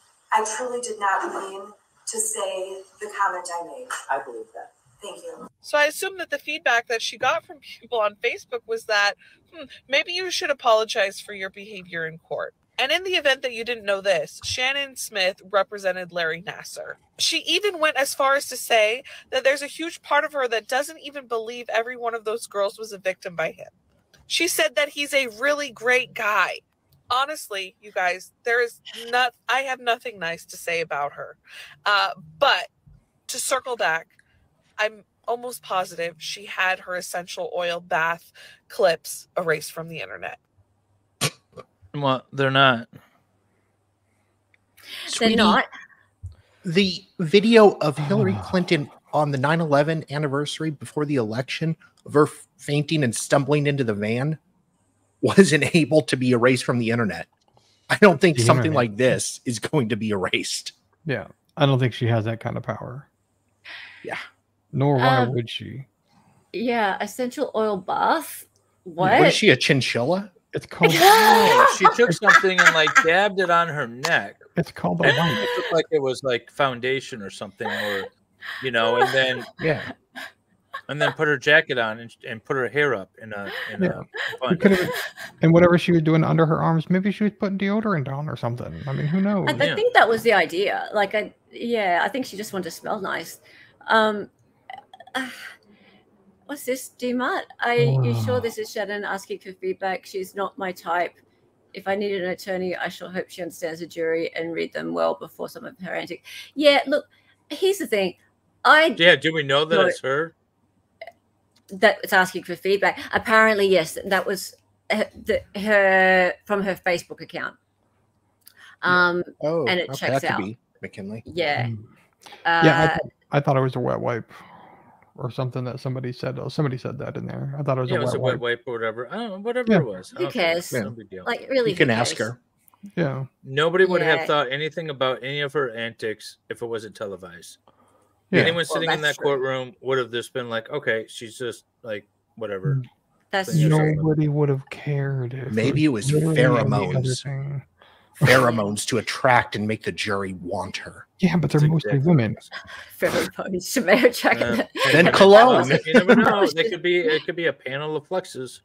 No, Melanie Parker, and sometimes we have this. No, it's not Dr. G, the medical examiner. It's Dr. G Explains, who is a body language expert. Mm-hmm. He's Different a lonely person. man. He's a lonely man. That's all I'm gonna say about him. 'Cause Who I can say a watches lot. women at that's the it. mall. Yeah, That's it. yeah. He sits on the bench and watches women at the mall. That's a good way to describe him. Okay, so I just want to note this. So this first comment here, if we're talking about the same clip, it's still up on the Fox 2 Detroit's live stream. The clip starts at 4:28:05ish, right after they come back from the break. So I went and I looked at it and found it, and that's where I got the clip that I played a minute ago. So yes, it does still exist. It hasn't been taken down. She hasn't gone and like somehow managed to erase something from the internet, which is pretty much impossible. So no, there's no conspiracy, people. It does exist. And why are we attacking her as if she committed the crime? And then someone has come and responded to that. That's why it's indented. Go watch my other videos. This is this lady, the person who's actually making the video. Go watch my other videos, and you can maybe understand better. She's making a mockery of this tragedy, and it's unacceptable behavior and disrespectful to victims. Okay. And then someone else said, I remember her saying that 30,000 images of child porn was not that much. I'll never forget that. She must be referring to the NASA case. Yeah. Yeah. Because he had 30,000 images, yeah. Across Right. multiple external hard drives and laptops and stuff, yeah. Did she say that? Oh, okay. I don't know if she said that or not, but I remember that's what that is from.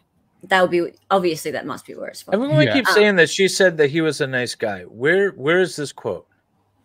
We have to find it. Like, well, I mean, because okay, everyone could say that, just like everyone here is talking bullshit too and saying things like aren't true. She's only practiced or she's practiced for 16 years. No, it's 19, and just everything that they say is wrong. So if she actually said Larry Nassar was a nice guy, let's find that, because I do not believe it until I see it. Yeah, same. And the indented quote there says the articles I read over the last few days and her FB profile, I'm like, oh my god, this lady is nuts. It's not uncommon for people to not update their website and profile. Maybe it says 16 years, but she's actually been going for 19 years. That would make sense. Well, I mean, she was admitted to practice in 2005. That's from the State Bar of Michigan. So am I going to trust a wine mom on the internet or the State Bar? Somebody in the chat said her website says 16 plus. Oh, that makes sense. 16 plus is fine, but it's technically 19 years. Does it matter? It's a lot. It's a lot, yeah. Who cares? She seems like she is a competent attorney. As much as, like Dave, you said that her style is not your taste. But Her it's like style's not my taste, but there's competent. nothing wrong with what she did. She was making good points. I'm just not a fan of the style. Yeah. But she's competent. Oh, absolutely. Oh, she's competent. Someone was commenting about her outfit here. I thought it was sharp. I liked it. Yeah. Okay. Well, this is the thing. Like, once you become a meme, this happens, right? So, like, once people start talking about you all the time, this is gonna happen. It just is. Yeah. The wine moms are just happy they can't pull it off. Yeah, that's exactly what it is. She actually You did women pull it are off. so catty and judgy, and it's only because you're jealous. I thought she pulled it off quite well, actually. I liked it. And by the way, It was fine. 1995 is calling. How about your 1985 style? That you're the woman who's posting that is going out to H&M right now buying 1980 stuff and saying, "Ooh, 1985 is calling." She still uses the expression TMI. Yes, exactly. TMI. Cool. Hey, John, would you mind sending that to Dali, please, so he can share it via a different thing? That'd be great. Unless there's music, I'm not sure. Yeah, he'll check. That'd be good. All right. Okay. Next. I thought it looked a little bit like a tablecloth, actually, not so much like Clueless. All right. Now, we have someone else commenting. Now we're back to Twitter, and I think we may be back on Jennifer Crumbley just for a moment. Wow. So, Mr. Vilhammer, would you like to get into this one, please? Yes. Having Say these no. texts between Jennifer Crumbley and her attorney Shannon Smith read in open court is giving me such an icky feeling. Attorney-client privilege should be the most protected communication, and nothing read so far was important enough to break that. The defense did not object after reading them. I think this... Okay, no, back down. Oh, So- yeah. Okay. What I wouldn't give to read Alex's test to Poot and Jim.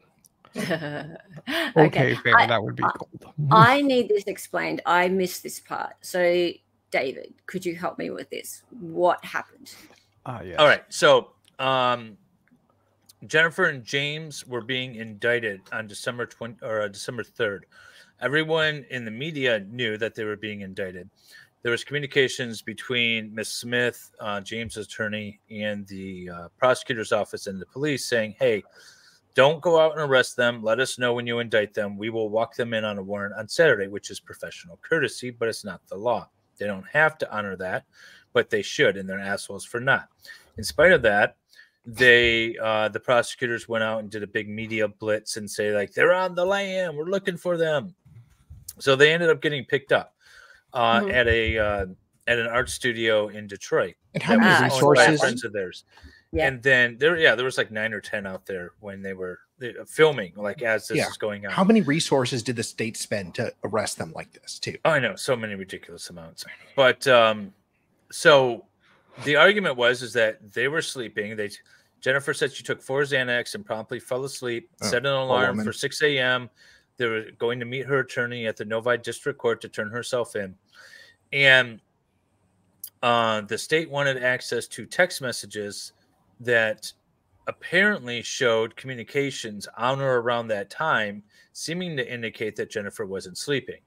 And they wanted to use those text messages to impeach. The state asked the judge to look at the text messages to see if it was attorney-client privilege and if they would allow them to use it. The judge took a look at it and then handed a copy to the defense. And the defense said, after we read this, we don't care. And it's Jennifer Crumbley's privilege. It's no one else's privilege. And Jennifer Crumbley, through her attorney, said, we don't care. We're waiving this privilege. You can use them. And they essentially turned out to be nothing. The timeline didn't really help the state. The comments didn't help the state. So it was a big smoke and mirror thing that didn't amount to anything. So the defense was like, all right, fine, whatever. Okay, right. So they waived attorney-client privilege. Done. Oh, hey, Michelle. Yeah. I have a question about nice to have you here, Michelle. The amount of times that the judge spoke directly to the defendant and asked her, like, have you talked to your attorney about X, or have you done whatever? It seemed like I've never seen a judge ask that many times. Like, I've seen them when they do it when, like, they're going to testify or something. There were a lot of conflict issues, and when there's conflict issues, they want to make sure that this doesn't end up as a mistrial or get overturned on appeal because of some weird conflict. So they did it a lot when James and Jennifer were being brought together because they were being represented by the same firm, even though it was 2 different attorneys, and the conflict could arise. Jennifer, or Ms. Smith, made herself a potential witness with the whole text message, are they on the run sort of thing. And it was because of a lot of potential conflicts that there was a lot of questioning of Jennifer directly. Got it. Okay. That makes sense. Got you. Thank you for explaining that. And I did like the comment about what I wouldn't give to read Alex's text to Putin Jim, because that, you know, Murdoch is my thing. If anyone here is new to my channel, go back and have a look at my yesterday's stream, all my recent streams in my Murdoch O'Clock playlist. Yeah, it's been a crazy week in Murdoch land. Anyway, let's have a look at the rest of these texts. The defense did not object after reading them. I think the state screwed up big time because those texts prove she was going to surrender in the morning. That's what I got from those texts too, which is why they didn't object once they knew what was in there. It clearly wasn't the gotcha moment that the state was hoping for. So true. I'm with you on this. I couldn't think of how she said something so terrible that it would open the door. So I'm glad it wasn't a big deal after all. If she is convicted, it may be a very strong... Okay. I thought so too, and wondered how that happened.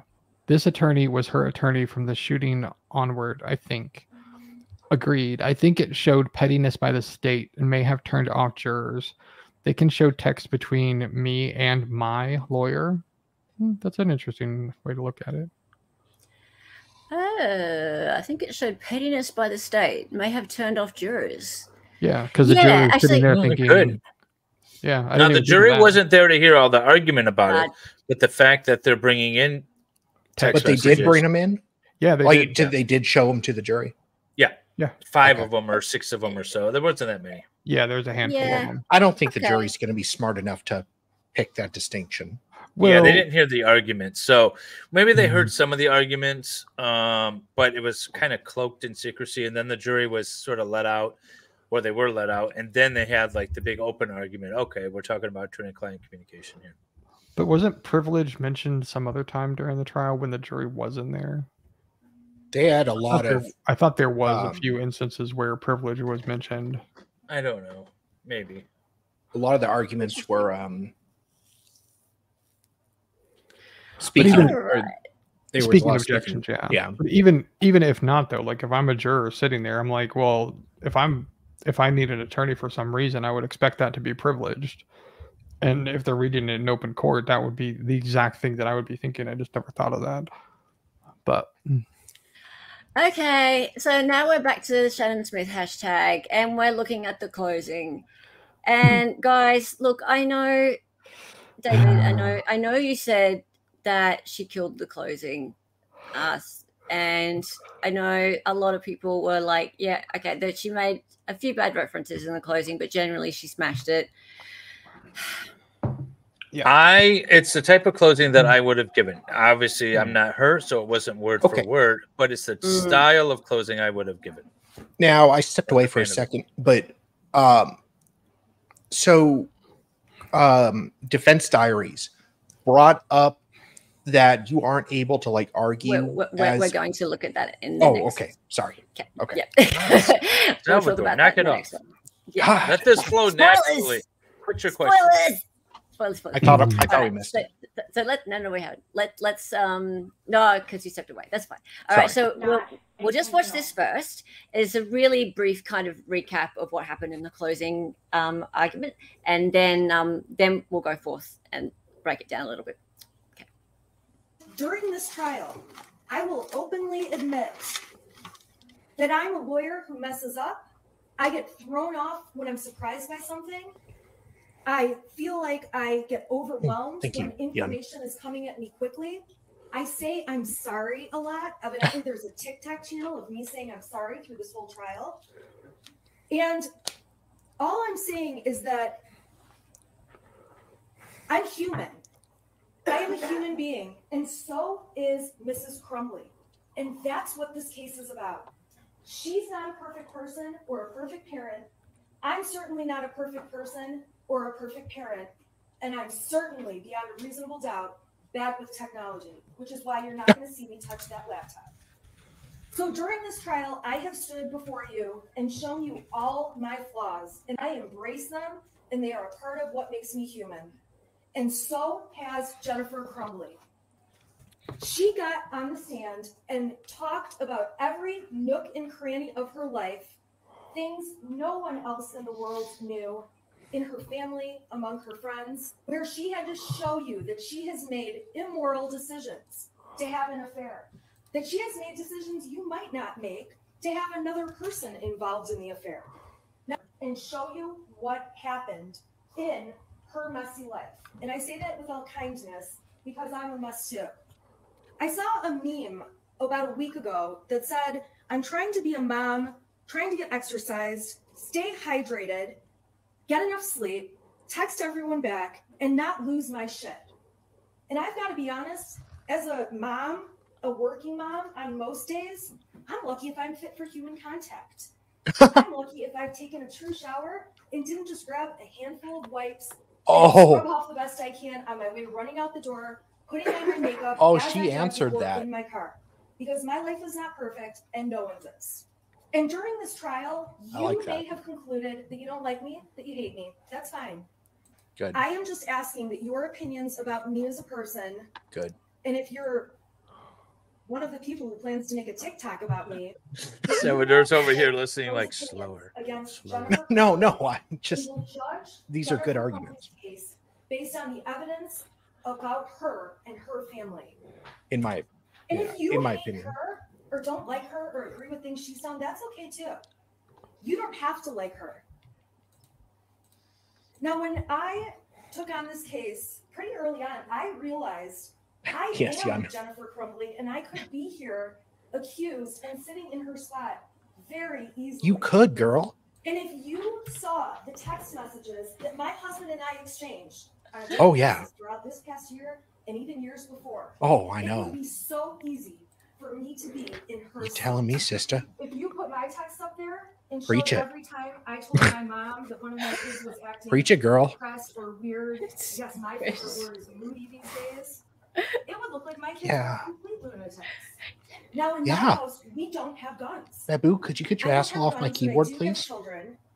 And actually, I have an oopsie baby, my fourth one. I did not want for 4 years. Salvador is his parents' oopsie baby. No, actually, I was the planned one. Suck it, Joe. I'm disappointed is your father. My son's online talking Well, to a bunch of people. I'm his only kid. Even though he has a cell phone, I just have a half brother. Look at his messages every day. And as he gets Actually, older, I do know he's interested in girls. Man, that's a good point. If he starts receiving nude pictures of a girl on the cell phone that I own, but let him use and gave him for his birthday when he turned 11, should I be held accountable for receiving child girls texts him over? So I look. If my son decides I grew up. I turned 18 in 2008. So that was kind of like when smartphones were coming out. There was a lot of wild stuff done between me and. Dolly, just wait. But then we've got a 7-year felony for sending it over. Thanks. Can every parent really be responsible for everything their children do? And I'm so thankful that the rest of the world send me emails that I don't know how to pronounce cachet, because now I do. The only judge in this courtroom that matters is Judge Matthews. And the only other people whose judgment matters are the 12 of you who will collectively decide this case. The rest of us don't matter.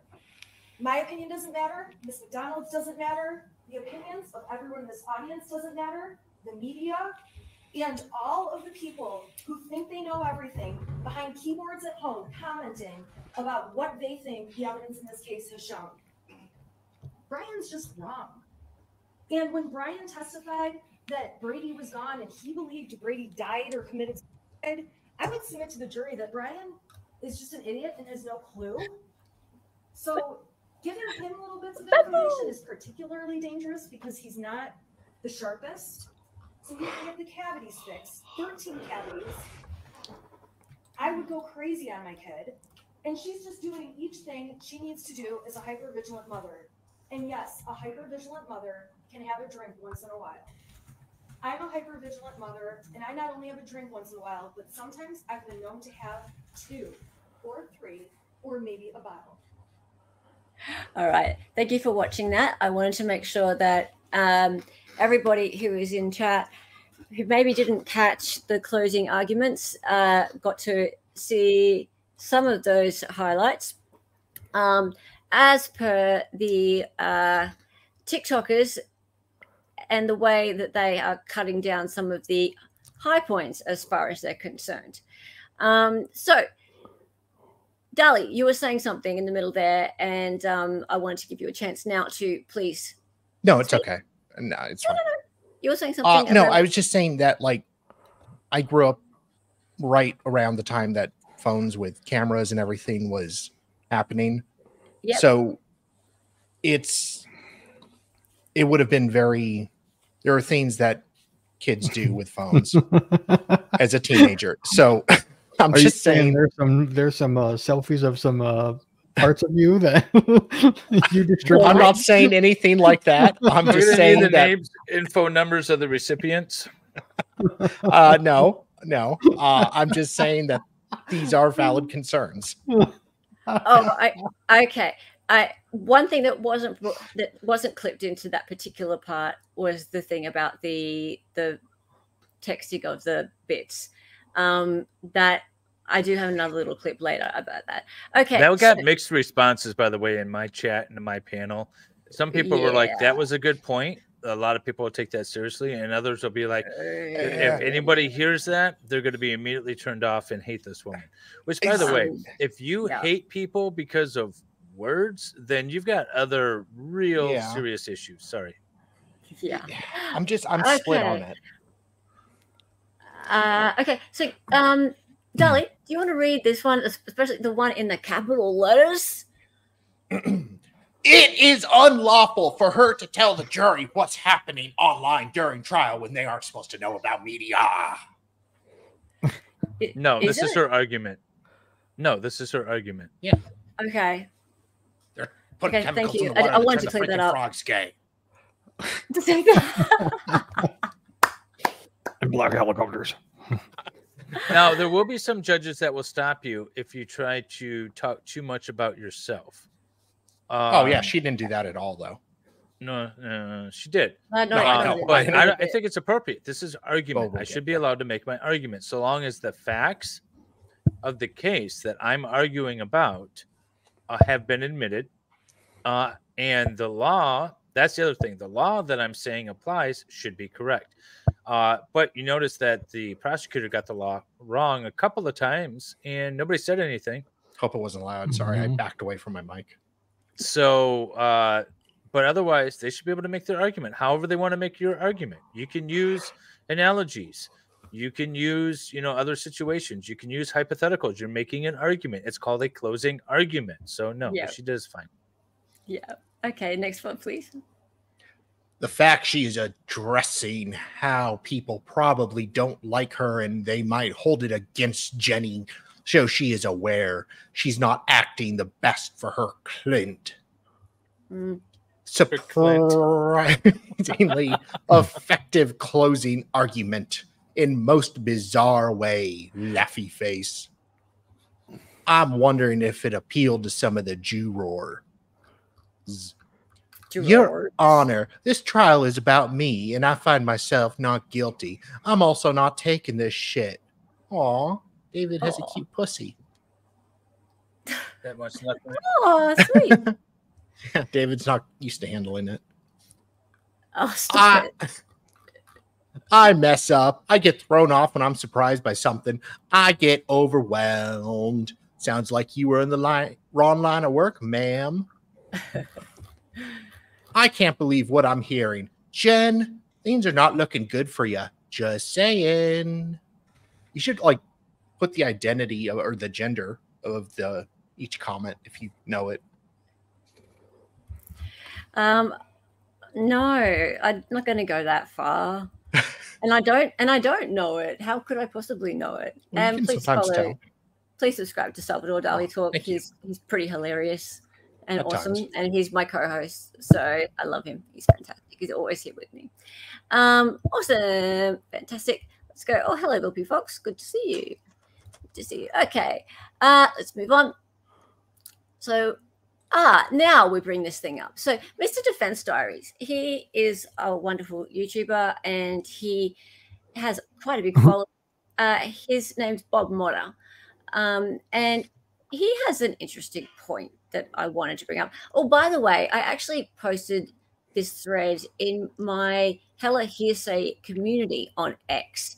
And could one of the mods please... no. Could one of the mods please post my link to the Hella Hearsay community? I need to get more people into that one. And I need to post in there more often. I started posting a bit more often there just this week. The reason I post in there is because in the Hella Hearsay community, these things that I put into the Hearsay for Days, notice how there's lots of redacted comments. I don't like to put people's Twitter handles and things like that up on here, because even though stuff is available on public forums for people to see, this is a broadcast, and I like for people to have their anonymity. But you can see all this stuff online. So if you go into my Hella Hearsay community, you can go and you can look at the tweets, the original tweets, and follow the entire thread, and you can even comment on it and stuff in public. Or you can go into the community and we can talk about it in the community. So this one here I posted last night or this morning your time, if you're in the US. And so Bob Montes said, in what was probably one of the most unusual closing arguments ever televised, defense attorney Shannon Smith was able to get through the entire closing, wherein she placed herself in Jennifer Crumbley's current situation, in the hopes of driving home the point to the jury that it could be any parent sitting in that chair being held responsible for their child's violent actions, which occurred outside of their presence. What made it unusual is not that Smith personalized the argument, but the state did not object to it because it's not allowed. Are you muted? Yeah, I was muted. That's what I said. A lot of times judges will not allow you to do that, personalize and use yourself in an argument. I think that's BS. I think you should be able to. But I'm always at the point of do it until someone tells you to stop. And I think it was great. Because so it was it does. just the prosecution not objecting. Yeah, it was the prosecution not objecting. But I think it does a disservice to hamstring arguments. I think it does a service to bridge the gap. What I was concerned about is that it was getting close to jury nullification. But again, nobody objected, so. But I guess like the very first thing that he says here, like that it's the most unusual closing arguments ever televised. I can think of 3 that are more unusual than this. You have Daryl Brooks, Chandler Halderson, and what was the Treehouse guy? Oh yeah. Yeah. Well, okay, yeah, but pro se ones don't really count, do they? Yeah, those are pro se. But the other Chandler, ones would be, I mean, with attorneys, right? We've seen them with the Ronald Berber case, which was basically just don't kill my guy. That was his closing argument. Yeah. You know, and you know, there's been some weird ones out there. Yeah. The Chandler Halderson one was you're asking the jury to lie. Yeah. That was the state, but yeah. That was the state, yeah. But the defense was basically like, the state was something, I can't remember what it was that they were like. Just make sure the state proved it. Yeah, exactly. It was like 5 minutes or something like that. It was like, well, okay. So we need to move on. So can we, Vielhammer, could you please be the redacted comment editor? As you may know, not questioning your knowledge, but my own, Bob, where is the rule it isn't allowed? And if broken but not objected to, there's no error, right? And then defense diary? Yep. In Illinois. In Illinois. You can do it. You can, Dolly, Yeah, you go can ahead. be defense diary. We'll switch off. In Illinois, it's referred to as a form of improper vouching or bolstering. Attorneys giving their personal opinions and placing themselves in the shoes of the defendant or a witness is going to be a sustained objection every time. It's typically nipped in the bud by opposing counsel. There's a more clever way to do it. But again, nobody objected, so push it. Keep going. Yeah. Yeah. I was thinking the same thing. You can't testify during closing argument, and her experience with her kids is not relevant in any way. But the prosecution may have thought it better to let it go than to make objections during closing. It's always a tough decision. This was next level, though, and it very well may have stuck a chord with a parent juror or two. If she gets a hun one, I'm not sure they will elect to retry her. Right. Very good. See, I would argue it in more generalities. Imagine, you know, you're doing everything you can for your son and he commits a crime and now you're on the hook. You know, you could do things like that. Ah, sweet. Cool. Okay. Next. Alrighty, so Court TV.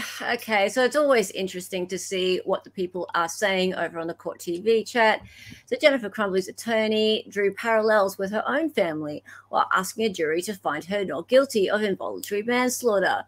Oh, let's see what these people are saying. Darlie, would you like to read these ones out? It made me chuckle every time she bashed her own teenage kids in this closing. This attorney is quite the character, to say the least. I think she has done a good job. I so hope they find her not guilty. What about parents whose child commits intox manslaughter? Children that beat the child to death in Las Vegas. Where do we draw the line? She has a good closing argument. Her posh son is getting what is deserved, but I don't think the parent should go to prison. She's so disorganized and doesn't know she's saying sometimes and doesn't have her stuff ready. Plus, this outfit she's wearing in closing arguments is so bad. Oh, it's God. so distracting. She should be wearing a very neutral pattern like Grody. Oh, that person should go on Dr. G's. Yeah. Besides, this crumbly woman being is a real piece of work. Where do we draw the line? What if your gangbanger son shoots the nibber? Are the parents charged there too? Slippery slope. Does it really say nibber? Oh, Nibor. Nibor. What? Neighbor. Neighbor. Oh, neighbor. Yeah. Maybe? Neighbor? It's pronounced Nibor. Yeah. Oh, okay. Now, Mr. Runkle, he was he in your panel at the time? He was at the panel for the closing. Yeah. He was up for the closing. Yeah. Okay. So he posted this. This is why I brought him on the panel. Yeah. Well, there you go. He said, "Should I be accountable for sending child pornography?" Prawn. Sorry. Yeah. Crumbley defense lawyer in closing. What the F? What the actual F? I want to get in my car, drive to that courthouse, and just tackle the lawyer and take over the closing. See, that's the thing. We got mixed responses from that, but I believe it was a sound argument because I guarantee every single one of the jurors that is a parent has thought, "Oh my God, I don't want to get charged with possession or distribution of child porn because my stupid 15-year-old is sending it to the other stupid 15-year-old." Yeah, and that's what kids do, allegedly. Allegedly. In Minecraft, yes. Yes. I mean, as a teenager, you don't know any better, and you do stupid stuff. Exactly. But this is where you get close to jury nullification, because what she's arguing is that even if it's technically a violation of the law, the facts fit with the law, and it would be a violation, we want you to still acquit. That's where it's getting close to jury nullification. She was very close to that line, but again, no objection. She walked it. Yep. All right. Okay, Dolly. You can start from the right and then go down in a line. Should I be accountable for making sure my kid has basic necessities provided for him? Lol. Should I be accountable for changing the diaper on my 2-month-old baby? She had me for a moment, but then she turned it into me this, me that, me, and the CP bit. Oh, hell no. Well, she was making good point. If her teenage son did that, she should be responsible for it just because she bought the phone. And oh my God. Wow. People. 5 minutes into opening, I know I could not watch this case. Until they get charged with something their kids did, they'll never change their mind. Nope. Yep. Idka, I think it works. It's a plausible scenario. The jury can more easily see themselves in. They are never going to be able to see themselves in a scenario where their child unalives 4 people. No parent could. It gives them something to wrap their brain around. Okay. Yep. Are you not entertained? All right. So we're up to our last lot of TikToks. And yeah, crazy. This is really how it's ending up. This is where we're at. And we've gone into the weekend. We're about to go into jury deliberations. Let's see. Please tell me you are watching these closing arguments. Right now, Shannon Smith is making her closing statements for Jennifer Crumbley, but Shannon seems to be focusing on how much she dislikes her own children, and it's very strange. She also talked about how many TikTok videos there are about her. I wonder why that is, Shannon.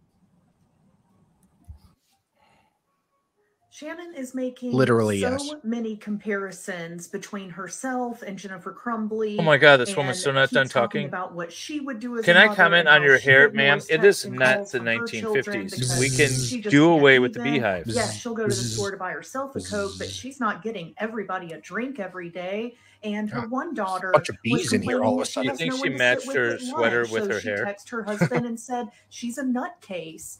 These are all things that I think she Shannon goes into her said hair in and her like closing scoops out statement honey. for Jennifer Crumbley about her own relationships with her children. The hood strings How in matched the her world is eyebrows this really relevant? well. I think y'all may be right. So many of you are commenting in my other videos about this case saying she is trying to get this set up for ineffective counsel so that Jennifer Crumbley will get a new trial. Whatever. I am so scared. She If looks she like is found guilty, an extra in Star Trek, the original series. I can't.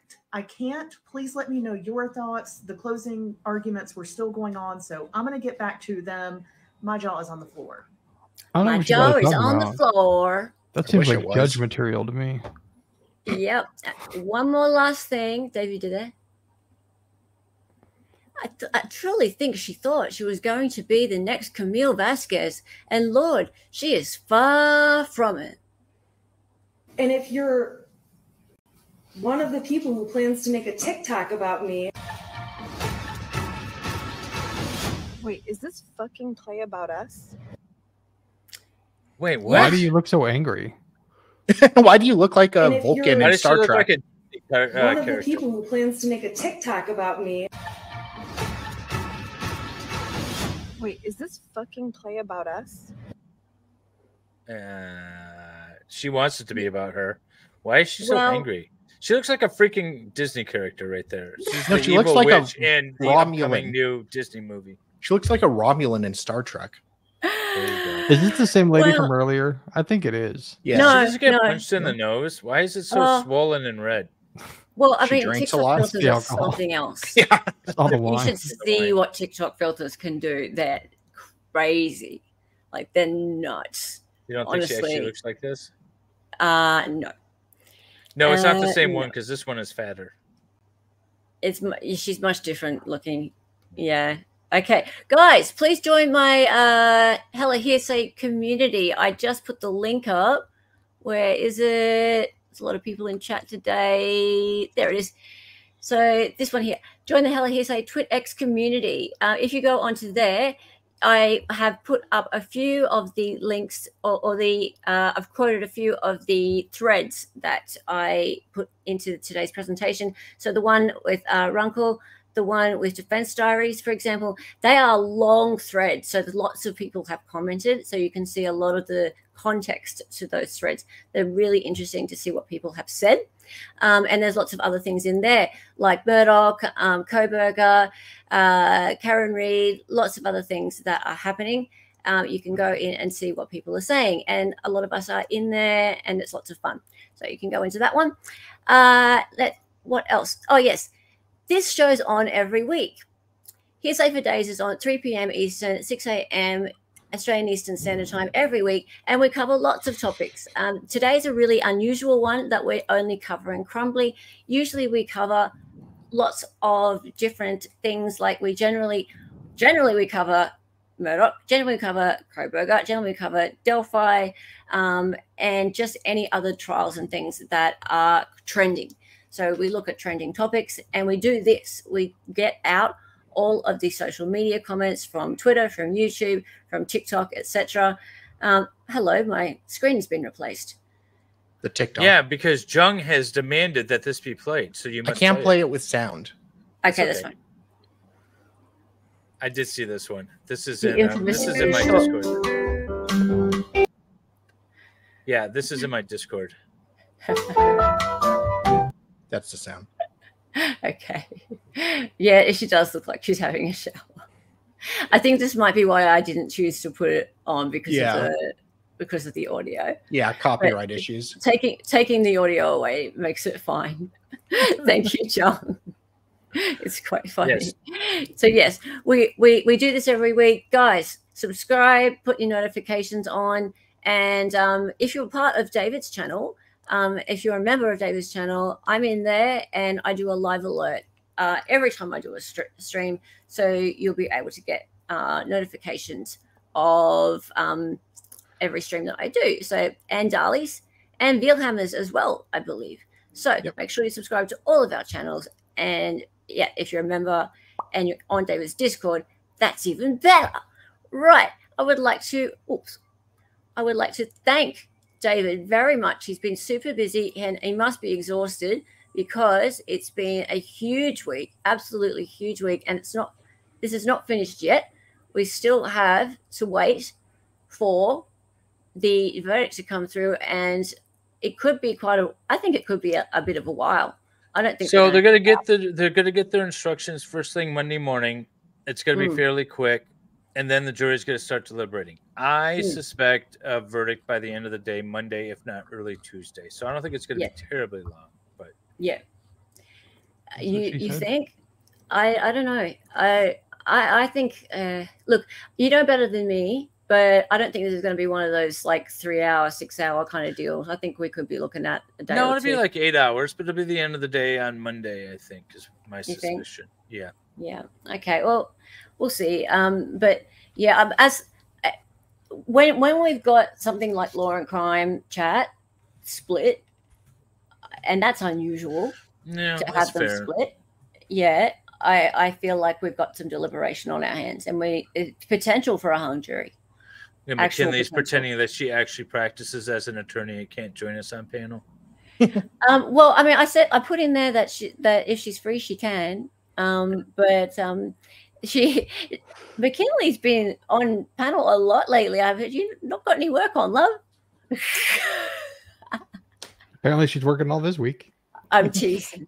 I'm teasing. Anyway, I love McKinley. And actually, McKinley usually is on my Saturday stream, but this week I had so many people on stream that honestly, and I knew she had a huge week. So, but always welcome. Yes, love McKinley. All right. So yes, every Sunday we do this. Please, guys, sign up and put the heavy bell. So not that open bell, the bell that's solid. Put all notifications on, please, because even then it can be a little bit finicky. Okay, so thank you very much, David. I know you've been super busy, and I will be with you 8:30 a.m. Monday morning your time, which is 15 hours from now. Yeah, 15 hours from now. I need to get some sleep in between now and then somehow, even though it's only 8:15 a.m. my time. And I want to, say thank you guys for watching. Now, we are going to raid Mr. Sean, potentially criminal. He is watching the Draconis trial. It must be up to day 16 or something. It's a weird on trial. That one. Yeah, it is a weird trial. But yeah, it's another no body trial. One of those ones. Odd ones, yeah. Yeah, so be there or be square. That's right, Fed. I love you all. Thank you all for being here. Love you. Thank you all for being here. And we're going to say bye. And when you get over there, please say EU raid or hello raid, whichever you prefer. Whatever it is, just make sure you tell him. It's been amazing, guys. I love you. The Queen's wave. Yes, indeed. Thank you so much. It's been fantastic. I appreciate all of your support. Bye. Reach around.